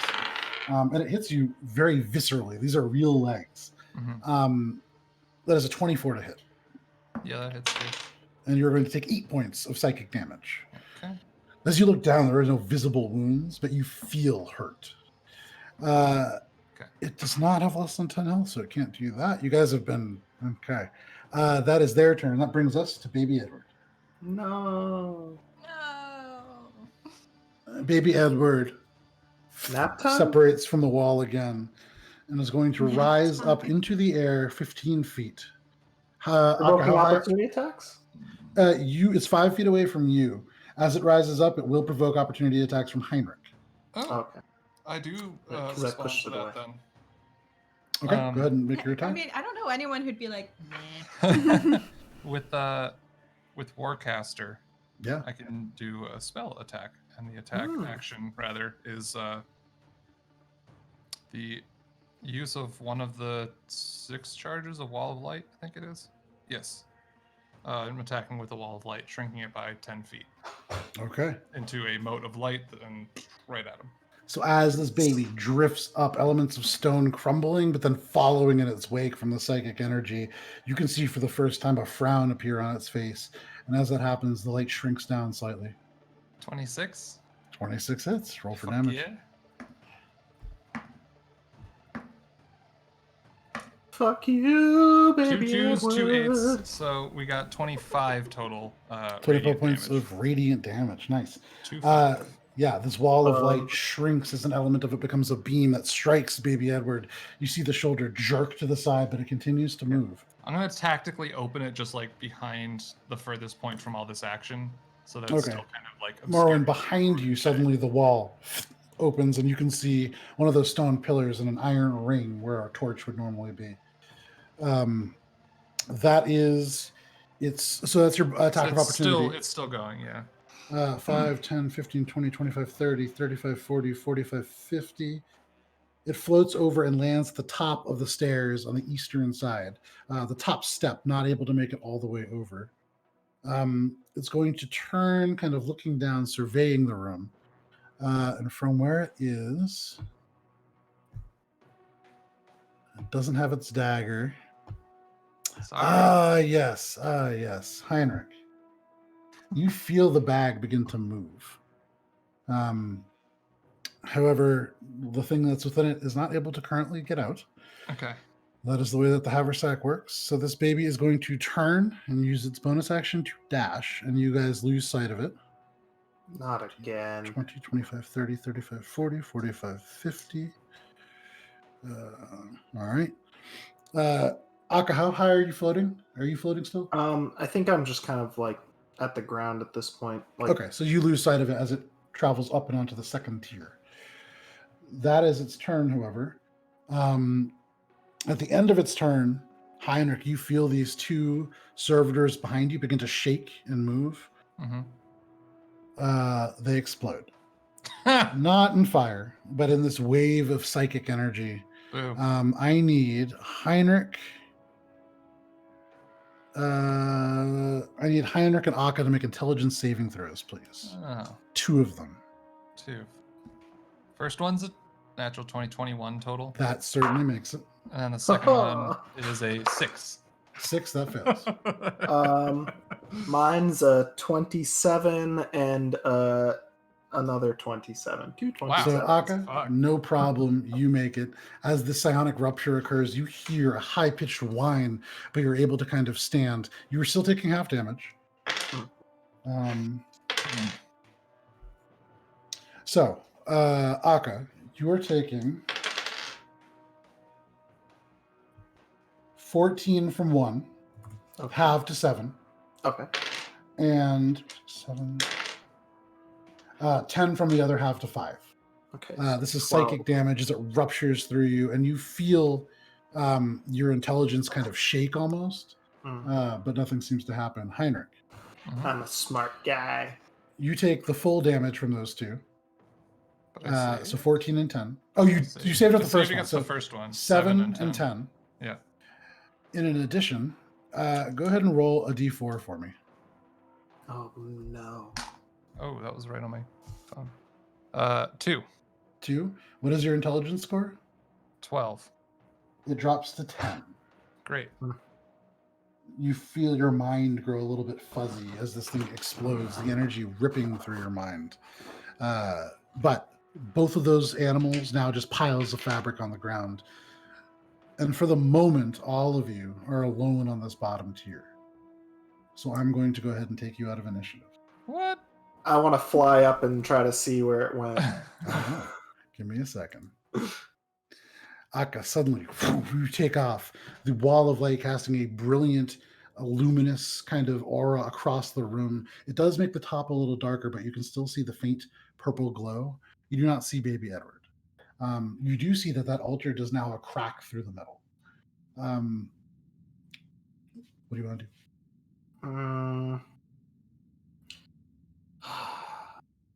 I guess we have to let it go for now. I'm pretty hurt. We should regroup.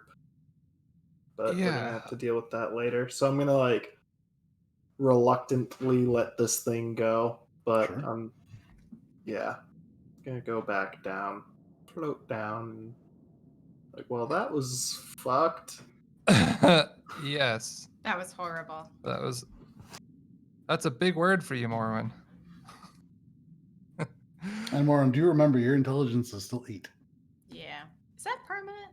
You don't know? What's the? As oh. far as we know, but it does affect lots of stuff. Just trying to edit my character sheet because I don't know when that will return. Probably have to kill it to get it back. All right, so I'm gonna go. Okay, I'm gonna go run back into the 2 things. Sure. One, I want to figure out if this door can be closed in the same way that we opened it to come in here. Okay, so by turning around and trying creating a fire on the anvil, anvil again, yeah. it doesn't seem to affect it.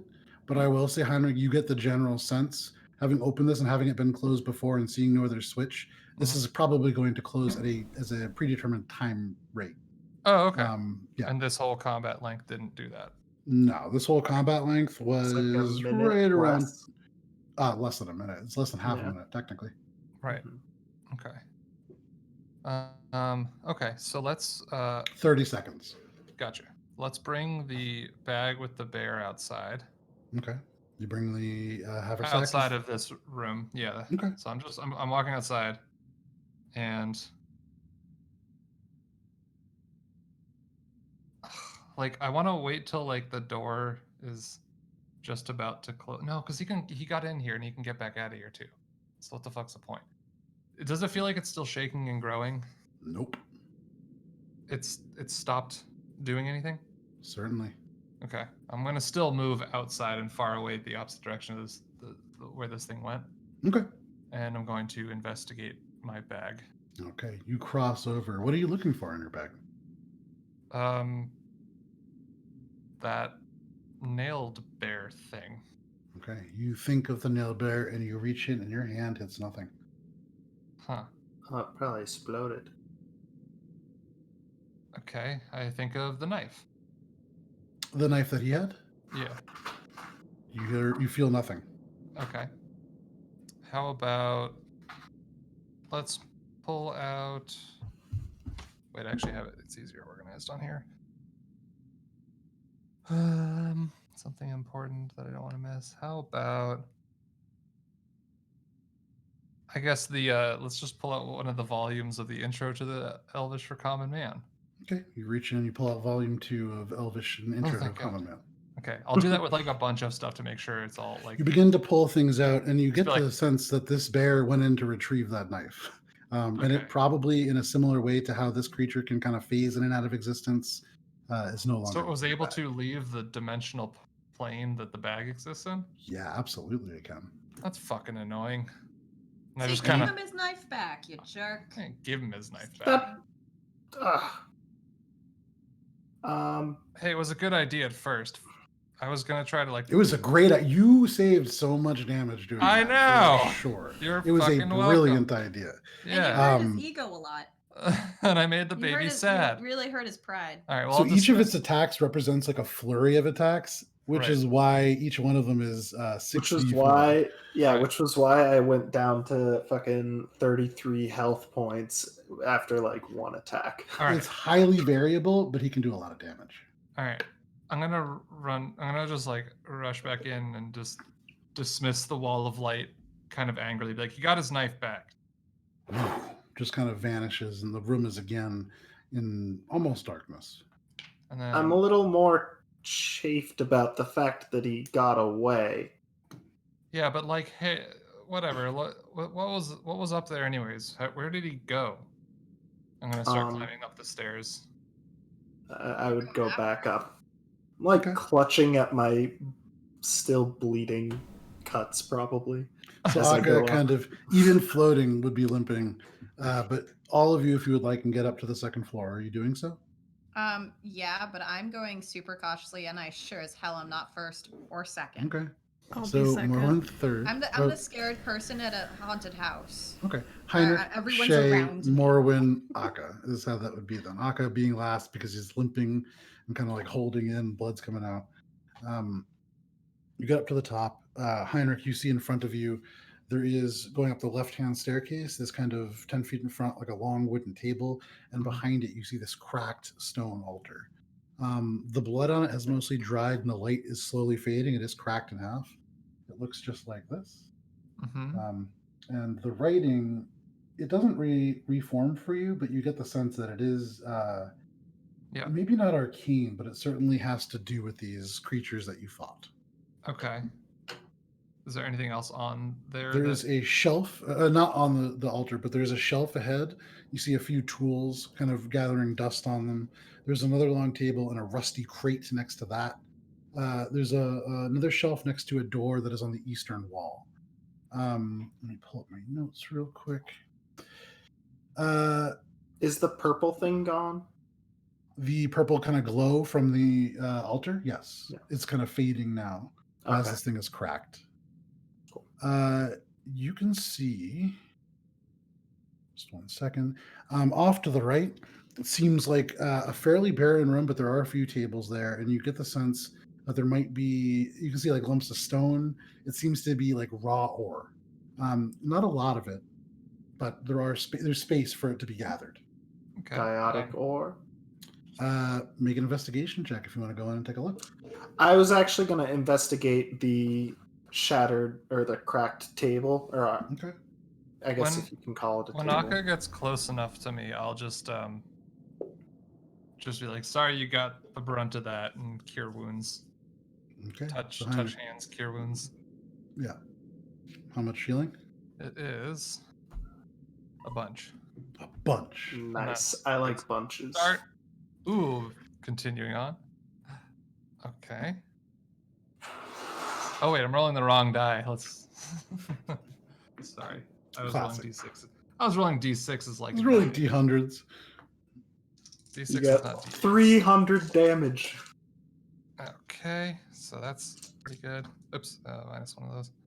For 44 points of. Damn. Yeah, because it adds my charisma and proficiency thanks to Nice. my That's like features. pretty much back to full. As Heinrich touches you, you can see behind the eyes these celestial runes glow, and they spread across you. Heinrich, your cloak behind you as this energy erupts from your body, your hair pushed behind you, the light in front of you casting dark shadows behind. And Akar, you were healed pretty substantially. Yeah, I also need to rest soon because that took a lot out of me, everything that I just did. But Well, at least we thanks. won't be surprise killed. So diotic metal, weird 8-sided key things for the shield. Those are the two things I'm keeping an eye out for right now, or searching for. Sure. Make an investigation check if you're going to go into that side room. Take a look. Oh, it's so sad because it's And- less than it used to be. Mm. Still a 20, dirty 20. Still a 20. Looking 30. around, there is a lot of, it looks like ore that is probably iron because you can see rust already kind of formed on it. Mhm. It's mined at a gray stone. It has a little bit of a green tinge to it, but aside from that, not much of significance to it. There are a few pickaxes that you can find in here. There's a handheld pickaxe. There's a number of like little brushes. There is a gas lantern, although there is no gas within it. What did you roll? Dirty 20. Dirty 20. That's what you'd find. Okay, so no key or 8 octagonal stones and no diotic metal. Correct. Okay. Dang. I would like to inspect this table and try to see what was its thing? What was its deal? The altar, or yeah, Okay. the altar. Not the, so are you making an investigation check? Or are you trying to discern like a religious nature to it? What are you trying to figure out? I'm trying to discern its magical properties Make an and Arcana check. what it's like. It was not cracked, and then it was cracked Sure. after the baby interacted with us in a Make an Arcana check. friendly way. Yes. Ooh, that's not great. Okay. Just kidding. It's still a dirty 20. Okay. With a dirty 20, you get the sense that this is directly linked to these kind of puppet-like creatures below. There are elements of it that remind you of magic, although not. You do get the shimmer of this kind of fading psionic energy coming from it. And the psionic energy from it, curiously enough, with the 20, seems to almost trace back and into this doorway on the northern part of this room. The one that I would Presumably assume he this went baby through. went through, yes. Okay. So it's probably some sort of telepathic link between this Edward and the dolls that it was controlling. Probably. I'm saying to you guys. That All right, destroy it. seems already. I think he destroyed it when he made them explode on us. Oh, that's good. That's cool. Yeah, they're gone. Yeah, I mean, All right. Intelligence 8 Morrowind. yeah, we have Wait, him was on all the the run. fluff still around? There are elements of fluff on the ground, yeah. Yeah, let's go back down and check those hallways that branched Oh, out from the I was gonna entrance. start. I want to see if I could put on any costumes. Make an investigation check. You can certainly try. Invest. Heinrich, going down and looking at these, they're not hallways. They're almost like little Let's alcoves. time to this now. I know it's -1 now. Yeah. Investigation for -1 because I'm dumb. That's 11. You guys watch as Morwen kind of begins to look through like this big patch of cloth in the southeastern corner of the room, and Morwen's kind of walking in a circle, looking through the same bits of fabric again and again. Hey, Morwen, you doing okay over there? Oh yeah, just shopping. As you look off to the sides, these are like 15-foot alcoves that go to the right and the left. They don't continue as hallways. Okay. They look like they may have been storage of some kind at a point. There are elements of like brackets that have rusted away that probably held shelves. Mm-hmm. Okay. I'm gonna pick one of them and be like, Okay. all right, I'm gonna sit down for about an hour. That's just what I'm gonna do. I need to take a breather after that. It's kind of a I lot. think we could all probably I'll keep watch. use I had the a minute rest to already. collect Oh, man. ourselves. Shay, where are you going to keep watch? I mean, in the doorway, essentially. The door that you guys came through? The end of the hallway that we're sitting in. Nearby, but somewhere where I can still see like the majority of the room. And Okay. here. You guys go into the Back left-hand on the alcove. banister. And I would say, Shay, for you, if you want, actually, you can climb up the stairs in the western side of the room and kind of perch up on the banister, looking down into the bottom and then back behind you to the room on top. Perfect. Great. You do so. Make a perception check as this hour begins. Over the course of the short rest, is anybody doing anything other than just recuperating? Before we short rest, so that I can utilize my action economy most effectively, I'm going to use my second wind to regain 1d8. 1d10. Phenomenal. You guys watch as Akka puts his hands on both legs. I feel better. I love it. It's supposed to represent adrenaline, and you're just like, after the combat over, you're like, It's that like surge of adrenaline after a crisis. You feel like your body's shaking and stuff. It's recovering. yeah. Oh shit, we just almost killed a baby. Because that's usually like, I feel like the surge of adrenaline after the fact is usually what gives people like, the spins and vomits. For sure, and absolutely. stuff. So it doesn't sound very healy to me. But It's called an whatever. adrenaline dump. Yeah, totally. It's a real thing. Morwen, are you doing anything? Huh? If you would like to skip a short rest, you can certainly gather one of the costumes that you choose. I think I'll just I'm not gonna short rest, but what I'm gonna do is I'm gonna like look for like, a teddy bear like arm or something like that, and just like put a bunch of fluffing in it so it's a nice pillow.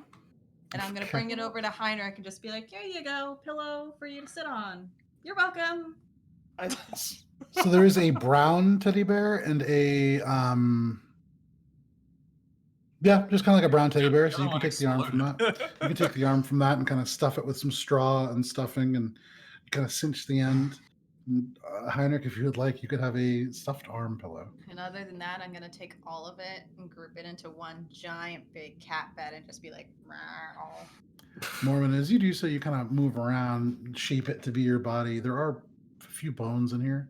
And like heart. Hard bits, I buttons. take the heart out. Okay. You do so. Cool. Those of you who take a short rest can mark off a short rest successfully. I think instead of taking a short rest, I would like to spend the hour just like full exploring every nook and cranny of this room to see. So don't mark off a short rest, and we'll get to that in just a second. Shay, what was your perception check? 25. 25. You kind of walk along the railing, sort of examining everything, keeping close watch. You get to a point on the middle of the railing, in the middle of the room. You look down, you see the shield below. You look to the left through this northern door. And it's very peculiar. The hallway is long. It extends beyond the range of the dark vision provided by this gilded kind of hawk's mask that you wear that provides night vision. It's about 15 feet wide, but what you can tell, exactly halfway down this hallway, the material of the walls abruptly changes. And it doesn't transition, it doesn't kind of naturally change. It is a sharp line. You see the polished granite suddenly become a rough, charcoal gray-like stone. And on the sides of the walls, you see fluttering little bits of paper, scraps of paper. It reminds you a little bit of the aperture. Akka, as you walk around, you also kind of come up to the top and you look down this hall. If you get up right to the door, you can see the very end. It is a 60-foot long hallway. Halfway through, it abruptly transitions. And Akka, as you get closer, you're able to see the first 30 feet, there are more of these chalk drawings. But at the 30-foot mark, they abruptly change. On the ground, you see little nubs of chalk left, but those too stop at that 30-foot mark. Everything changes drastically there. It feels different, and the wind that blows from this hallway smells different. What would you like to do? Everybody else is either resting. Shay can see you. I would turn to Shay and be like, cover me. And I'm going to go into the hallway to Okay. get a closer look to see, like, what is this unnatural rift between, like, the two halves. But I'm not going to go into the second half just yet. Sure. You walk into the hallway. You can see there are these chalk drawings similar to the ones that you had seen previously in that other hall. Similarly disturbing. You see like a tiny house with windows and a door, but there's like a faceless girl peering out the top window. You see like a team of horses hooked up to a cart, but looking close, the wheels, the spokes are all just human arms. A lot of stuff like that. And there's a good amount of space between each. There are broken nubs of chalk and littered across the floor, almost like cigarette butts for the first 30 feet.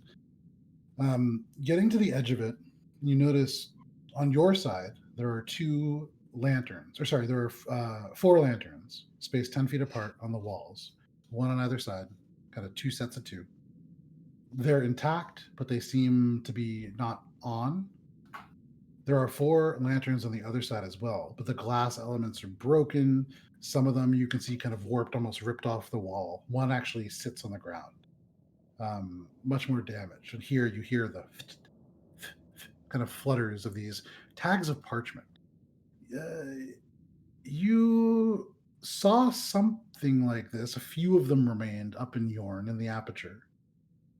They curl a little bit. And the elements of parchment that are dark, you can see that there's a writing on it, but it changes. You can't read it. It seems to turn into smoke and rise off the parchment, but as this ink seems to almost burn, it shifts and moves into different characters. Something about it is difficult to look at. And you see these little bits of the parchment kind of burn and lift and drift up into the air, but they disappear. But these bits of parchment never seem to diminish in size. At the very end of the hallway, there is a set of iron bars, a portcullis of sorts, that would rise up into the ceiling. And next to it, Morwen's favorite, you see a lever, badly rusted. That is what you see. Okay.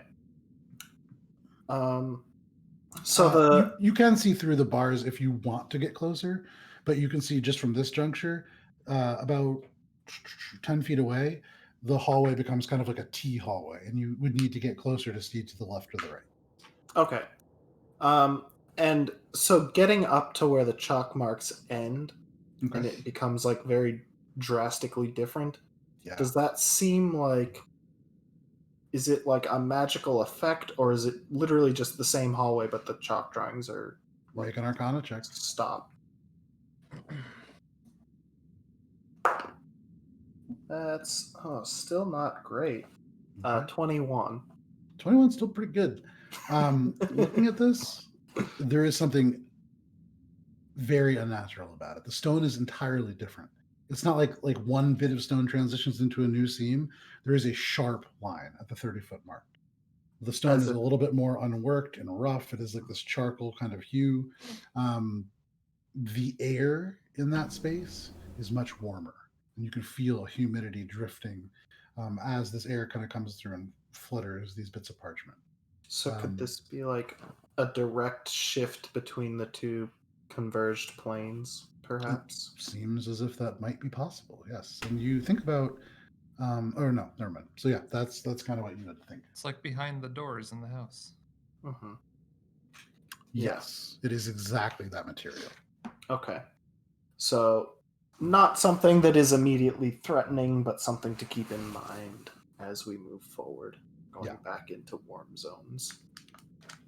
Okay, I would probably go back and then relay that to Shay. Be like, looks like we've reached another point of the two planes converging up ahead. I would have kept him in sightline the entire time. But Shay, there are elements of this that do, to you, not only remind you of the aperture, you've seen energy similar to this in other places.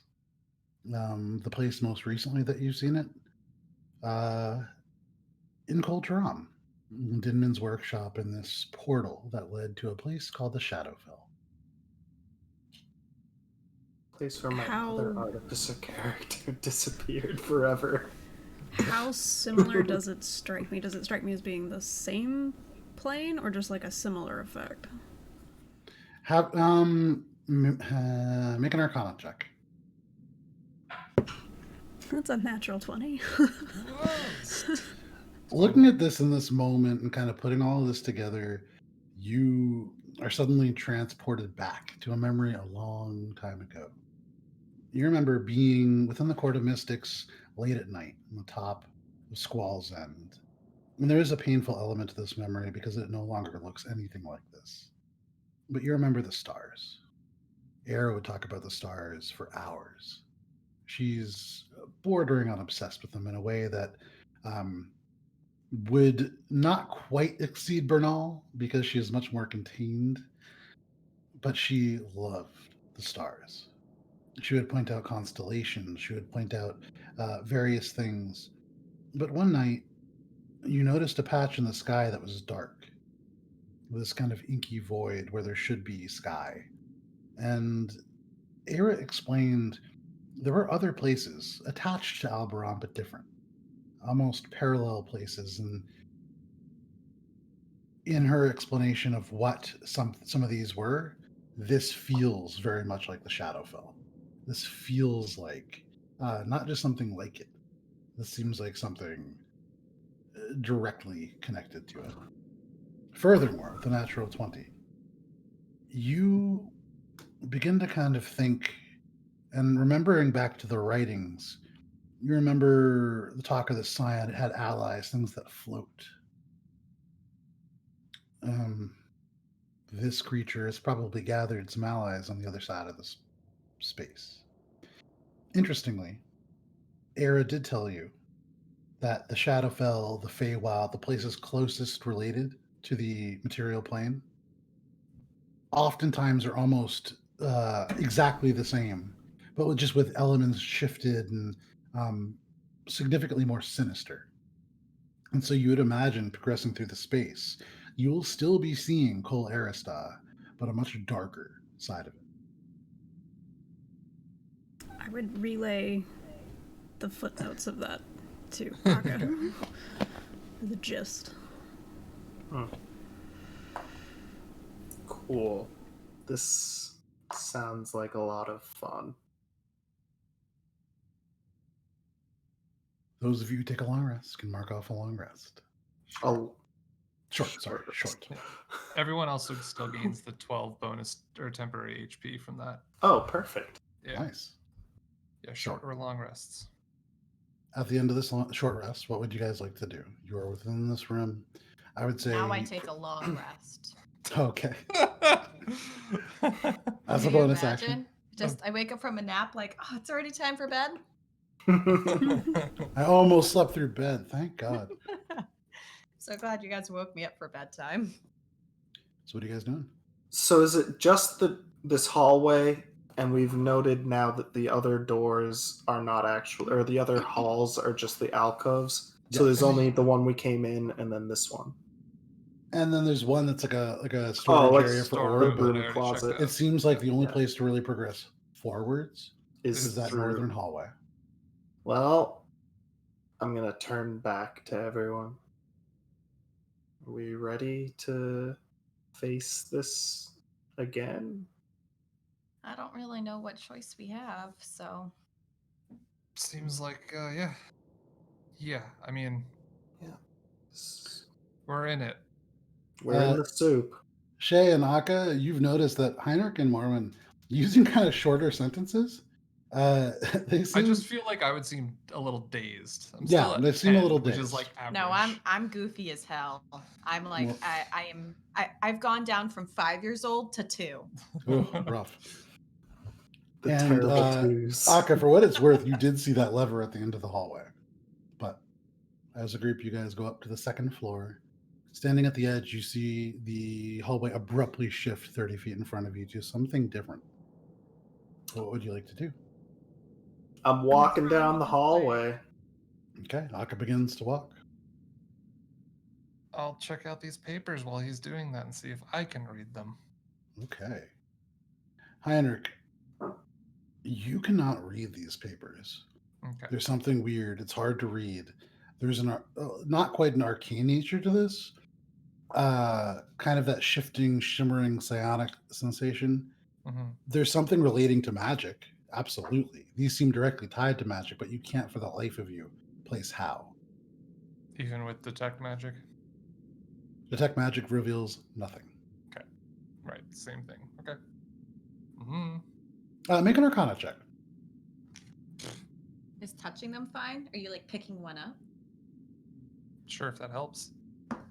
Wondering. Nope, that's a 5. 5. You kind of hold it in your hands. There is something that feels like it might react to magic, but aside from that, no idea what it would do or anything. And there's just like a bunch of them scattered here at this juncture. They're just kind of applied to the wall. You see maybe a dozen or so in this area. In a ring, or just like stuck Just like randomly stuck up, it seems like. None are above 4 feet tall, if that matters. Are they floating around so much that like they're like floating around everywhere, right? They're Like, the trees fluttering. are- They're attached to the walls, but they're fluttering. Oh, okay. So they're not like I can walk down this hall and like they're not touching me. Okay, I'm just checking. But I am gonna kind of like because I'm me, I'm gonna get a little distracted and be like, Okay, you guys hear the Morwen batting at one of them. And when I picked one up, like off of the wall, it didn't do anything. No. I'm gonna pick up a few more off the wall. Okay, how many are you taking? I'll take one at a time until if there's a reaction. Okay. So you can collect If you them would all? like, you can add a dozen of these affected parchments, we'll call them. I'm not gonna keep them. I was just seeing if Okay. it did anything. Not that you could tell. Okay. Leave them in a pile in the corner. I'll stack them nice and neatly, I'm and gonna then blow I'll my nose in them. I don't know. Morwen, you snot one of these parchments. I guess I will hold on to them for now, but Here you Okay. go. You can add 12 affected parchments and 1 really affected parchment. ew, gross. You got your boogies on it.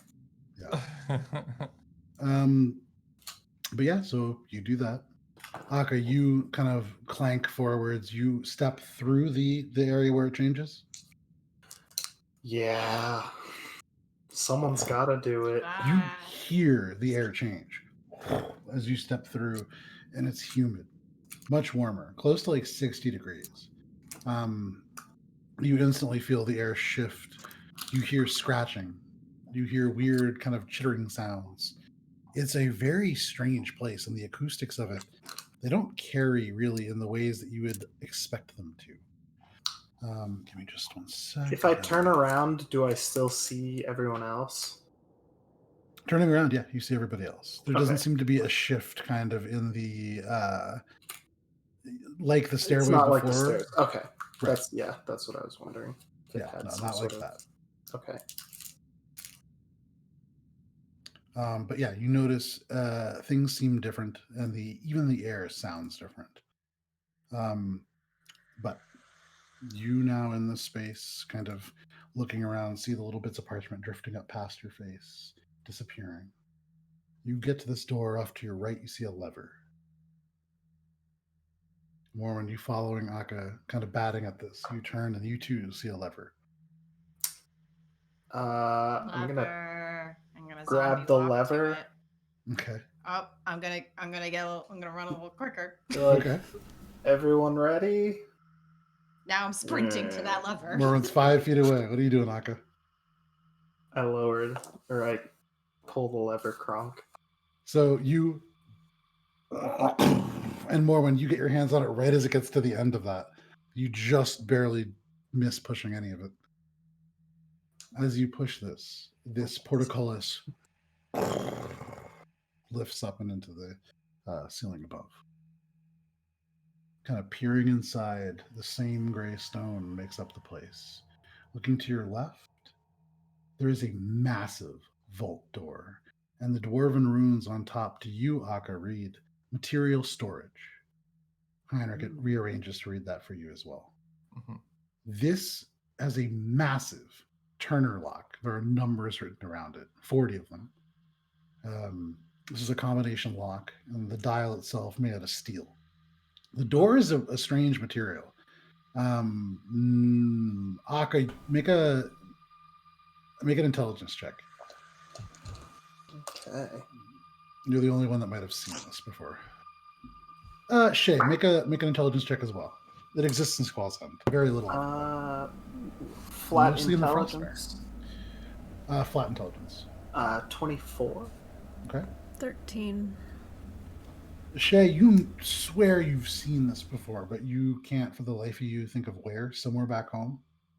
Aka, this is a very uncommon metal. Sources of it in Dominion, not known. It is mined in Derby, far, far to the west. This is adamantine. This is an incredibly strong material. And for this much of it to be used for a door would indicate that whatever's inside it, probably pretty valuable. You turn, you look off to the right. The baby. You look off to the right. You can see a set of dark steps that go down and out of sight. There is a railing, and you see hanging off the railing some entrails, guts that kind of onto the ground and kind of just slurp a little bit, slide out of sight. Unnaturally so, or like because of gravity so? You don't know. You don't know enough about organ physics, sorry. Well, I mean, like, was it something that was like a coat hanging off of the back of a chair that fell down, or was it? Again, you don't know. It's You haven't killed enough people. it's about 50 feet away. So Gunter. Oh, okay. yeah. I was just wondering if it was like natural, like flopping down, or like flopping down and then crawling away like a slug or something. Oh no, it's not crawling around. It looks like gravity's kind of like it's just sliding down the stairs. Okay. Yeah. Okay, cool. That's gross. There is a sign above that in Dwarvish, and okay. It reads the Cold Forge. Heinrich, you can read that as well. Yeah. Oh, we made it. We're almost What? there. The Cold Forge. Huh? That's what the sign says. Well, It's that way. But obviously, because this is the way we were going and we knew that. we probably also need to find a way into this vault. Yes. And I look at Morwen. Diotic metal probably would be in there. If Or there's anything. any. It's a big Well, door. yeah. I mean, you Morgan, like you doors want to try hold to good pick this things. lock? Let's try to figure out Here, this lock. wait. Yeah, I would love to, but before I do, Heinrich, can you do that thing where you can tell if it's like gonna zap me or something? Oh, yeah. Detect magic. Is that 30 or 60 feet? 30. I'll get closer to it until Okay, I you can get- see it. Right up to the door. Not right up. 30. just Okay. Until I can see it, and then, you know, You get close to 25 the door. feet. 25 feet towards the door. 25 feet to the door. Detect magic. The glyph to life in your eye. You don't see any magic on the door itself, though the door is thick. Your detect magic does not penetrate the door. And it doesn't seem to be magical in any way. Can I inspect the Turner Make an investigation check. more thoroughly? Sure. I'll wait till that's done before I start Okay, yeah. playing with it. 23. Looking at this, you don't see anything that appears trapped. So it appears to be just a straight lock. The Turner is huge, steel, very strong. Looking at it and the number of there's 40 numbers on it, you get the sense that you need 5 in the correct order to unlock this door. All right, so this is a combination lock, but it's, I don't know what the numbers could be. Alright, I guess I'll try my best. Okay, more when you get close, you kind of put one tabaxi ear up to the door and the Turner. Make a check with your lockpick, your thieves' tools. Can I assist in any way? How are you assisting? Can I Do like? you want to like listen too? Yeah, I was gonna say like, can I be like listening and like trying to Go ahead and make that check. trying to gauge it as well? Sure. Listening for clicks.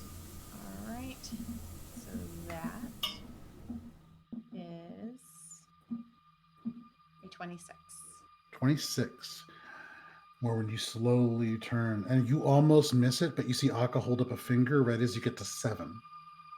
You begin to turn it backwards. It goes all the way around, and this time more when you hear, right on the 14, another click.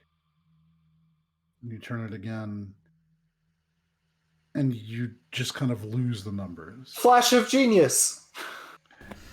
And as you feel like you lose the numbers, just turning it ever so slightly, click, it hits right on the 21. What are you turning it to next? Oh, dude, 7, 14, 21, 28. That's the 3 that you said? Click. You have one more. Oh, God, I don't know. 7, my multiple. 14, 21, 28. Oh, I truly am doing this on a calculator. 35. Accounting. I still did it wrong. 196. She got You 196. see Morwen's arm twist around in a cartoon-like motion, every bone shattering. Oh my God, 45. Wait, no, it's not 35. 35. Sorry, guys. Eight intelligence, to 35, everyone. and Akka, you shove your hand to the door to stop the turner as Morwen almost goes over, looking for the elusive 45 on the 40-point thing. I'll chalk it up to the. I'll chalk it up to the dial 8 doesn't go more than intelligence. 40, and I'm like 196. 8 intelligence. You feel the door vibrate, something inside, internal mechanisms moving. And the door open, and air, cool, rushes out. This vault was almost like hermetically sealed. The air, a little bit stale, but as you pull this door and it is heavy open, the space inside, not the same kind of stone that you see around you. This is almost undisturbed, but even as the door opens, you can see the color almost beginning to start to drain. On the other side of the door, there's a 60 by 65 foot room coated in iron that rusts in kind of very natural corrosion. Within, you can see there are shelves, there are racks, and all kinds of kind of storage things. You can see there are bars of iron, many badly corroded and rusted, just stacked up, hundreds of them. There are more specialized metals that you can see on shelves that are kind of bolted into the iron. You can see alloys, various kind of darker brass-like metals. You see steel. Up and on the right-hand side along a long, almost like red with rust shelf, there are these coils of greenish kind of wire. You see bars on a high shelf. And then I would say everybody make a perception check.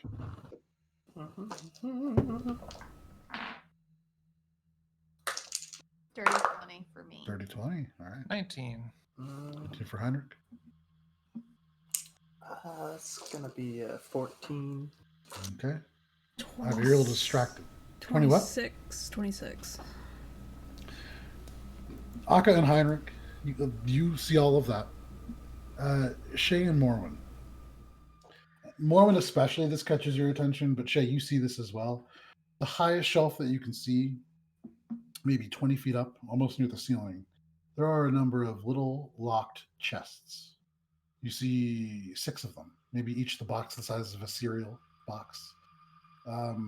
They're all locked. You see locks from this distance. At the very back of this, Shay, you see there's another vault door, small, also made of adamantine. There is a lock unlike anything you've ever seen. Intricate platinum design, but hard to see from this distance. There are dwarven runes carved underneath. And that is what you see. I would relay that. I will look at the dwarven ruins. Okay. Are you entering? It's 65 feet away. So you're entering the room? Let's move into this awesome unlock. Yeah, I'm gonna go into the vault. Yeah, Okay. Is this we just unlocked a giant vault. does this look at all like, I'm sorry, it's just creepy baby running around with stuffed animals and all that jazz? I'm worried about this like vault door closing in on us. Is that a concern we might all have? Just Sure. wondering. It crossed my mind. I'll stand at it and do the whole heal against the axis point so that no one can shut it. Okay. Kind of Okay, wedge I'll yourself pick into up the something seam. pretty for you. Not in the seam. I don't want to get smushed. Okay. So you kind of go out to I'll- where, yeah. I'll prevent the door from closing because Okay. I have You stand in the doorway. big strength. Big You do? strengthman. You do. Yeah. Big strengthman. That's the 10. Yeah. Big on Okay. strength. You're entering the room. Okay. As you approach, the dwarven runes come into view, and your heart leaps because you've been looking for something like this. It reads Upper Realm Material. Ah! This door is certainly made out of adamantine. This lock, unlike anything you've ever seen, intricate platinum design, arcane runes that indicate for somebody with an arcane knowledge, abjuration, transmutation.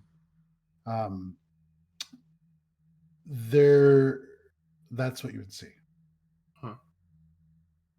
Okay.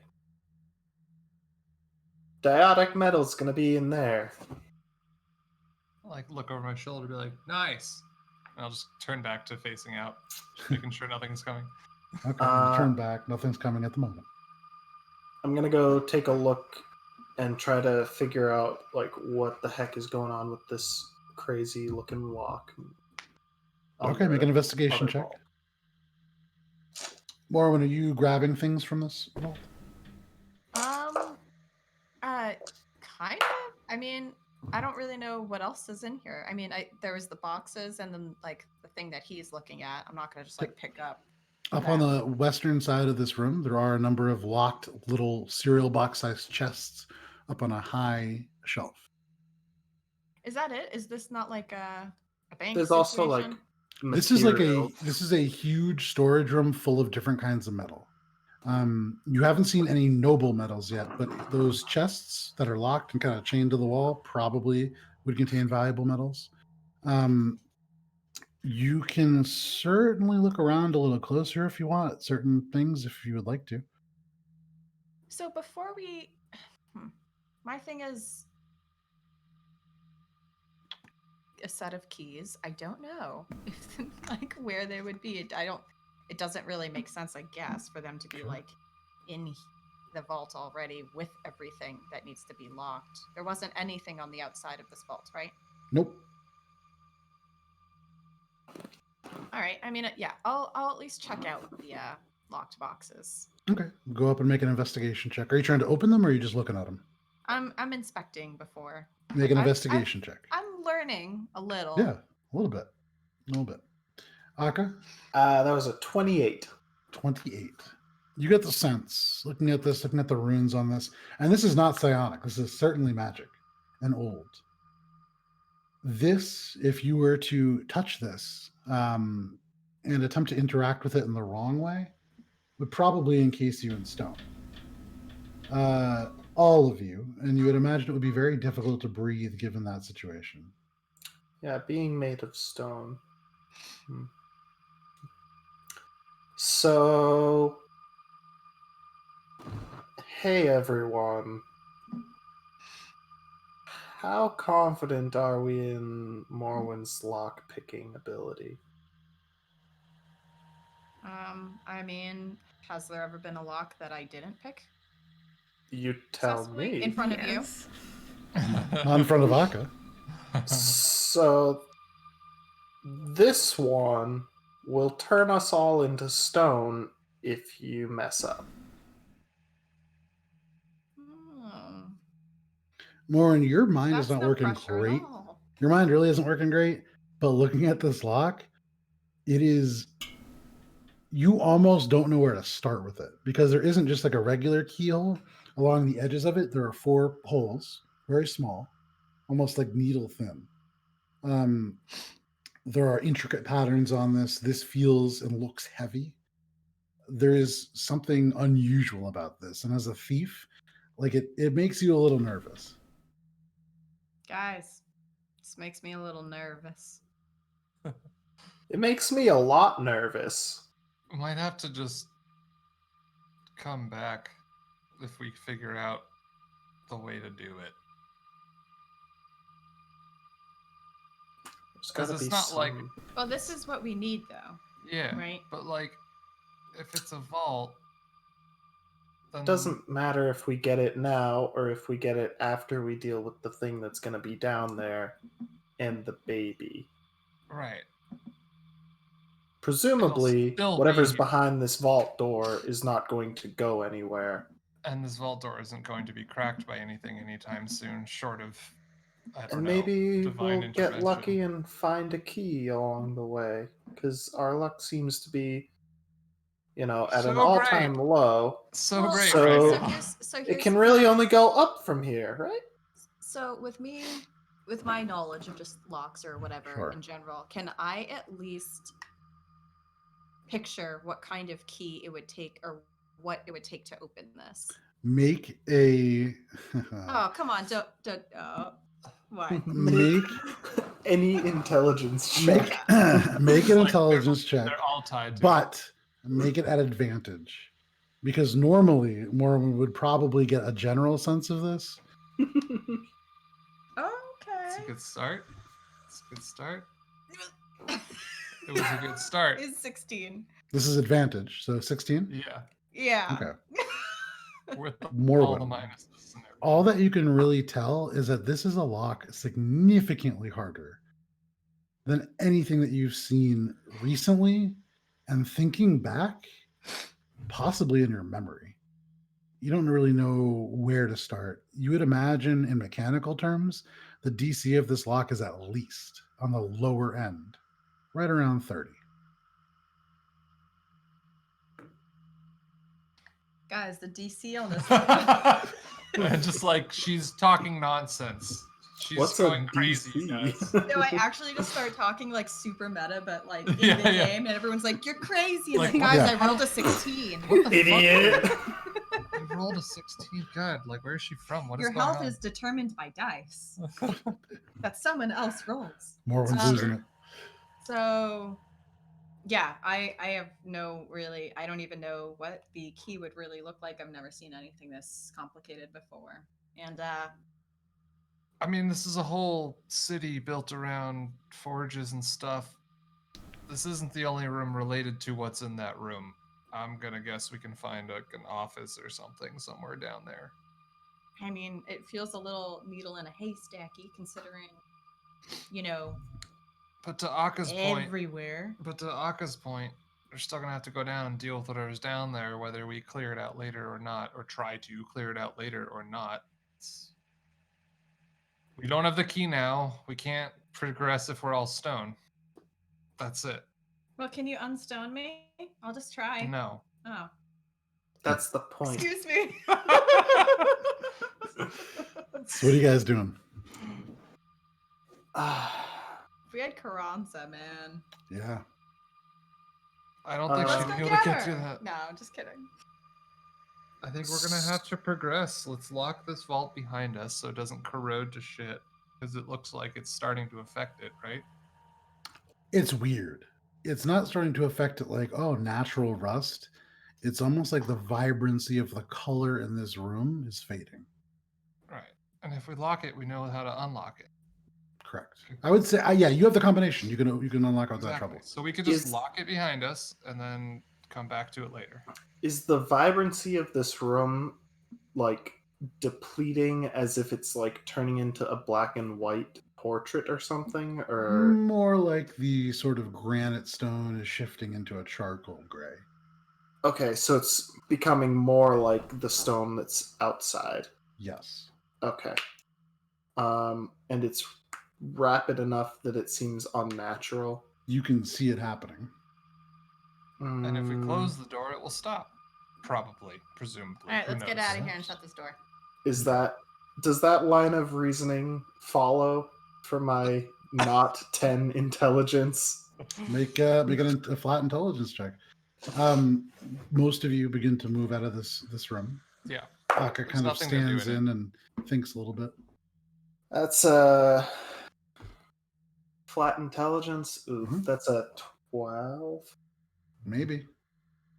Yeah, I mean, got nothing else we can do. You guys walk back out of this room, shut the door behind you. It takes a push, but Heinrich, for you, no problem. Shuts. You spin the lock and turn around. Who's walking first? Not I. Unless anyone stops me from walking first, I would. Like downstairs? Or down the The next hallway, the other way? Yeah. Yeah. I would. You are not, because you were stopping to kind of think about this. So Yeah. Heinrich, as you walk up to the intersection, you kind of look left and expecting to see the hallway progress down and become that chalk-lined hallway. It just ends. Oh, There is no way back. cool. But walking forwards, you come to these much for the shield. stairs. As you walk, yeah, unfortunate. I mean, As like, you walk, yeah, it's no worth As you walk, there's this set of stairs, dark. You saw that those entrails, a little bit of dry blood, kind of where they slid down the stairs. You take the first couple steps down, you see a set of like a rib cage, elements of a spine still attached, kind of like slumped up against the right-hand wall. Take another couple steps down the stairway, winding down. There is another heart, the second one that you've seen today. And as you get close, you can hear it, still beating slowly. You continue. And Heinrich, you leading the way, you step, little puddle. And looking down, there is this curled lizard-like foot about 2 feet long that's nailed to the right side of the wall. A little bit of blood kind of oozed out and onto the floor. You continue to walk. Probably the size of like a medium creature. There's a cage that comes into view, hanging from the ceiling. Sized for like a small creature, maybe the upper end of the small range. The door is open. You can see elements of like tiny bones inside of it. And as you get to the bottom, you first, and I would say Shay, you hear this before anybody, Shay and Akka, I believe. You hear the sound of something rip. You hear like a little whimper. And rounding the space, you can see there is a gray dwarf sprawled out on the ground, vaguely alive. Bald head. You can see the eyes wide. It is in shock. You can see just gasping, purple eyes, 2 bone studs in the nose. There are another 3 in the face. You can see they're probably like permanent sutures. On top of him, the head kind of shifting up now, you see The baby? You see a little baby. You see a small creature, kind of lizard-like. You see scales, but these tiny little wings kind of up behind it, almost grotesquely small for the kind of rotund nature of this 3 feet tall creature. But as it looks up, it is a morbidly obese imp. Blood running down its face. You could see elements of flesh kind of between the teeth as the mouth turns up into, aside from the blood, a fairly friendly smile. You see the dwarf kind of gasping out, but Urkel, this creature rather, looks up at you. Oh. And as it looks up, the wall kind of fluttering with these tags, it smiles and says, "Greetings, travelers. You are now in the realm of the Gray Lady." He grimaces, pushes the obese kind of yellow-gray speckled body upwards, the tiny wings, kind of like try to pull it up. It shifts onto its feet. You can see it settles, and it reaches over to the single table where it picks up this pair of wrought iron spectacles, round little lenses, and it pushes it onto its fat face. And because it is 12:38, this is where we're going to end for the evening. With not a combat, but a yeah. conversation. Perhaps. Finally, conversation. Combatsation.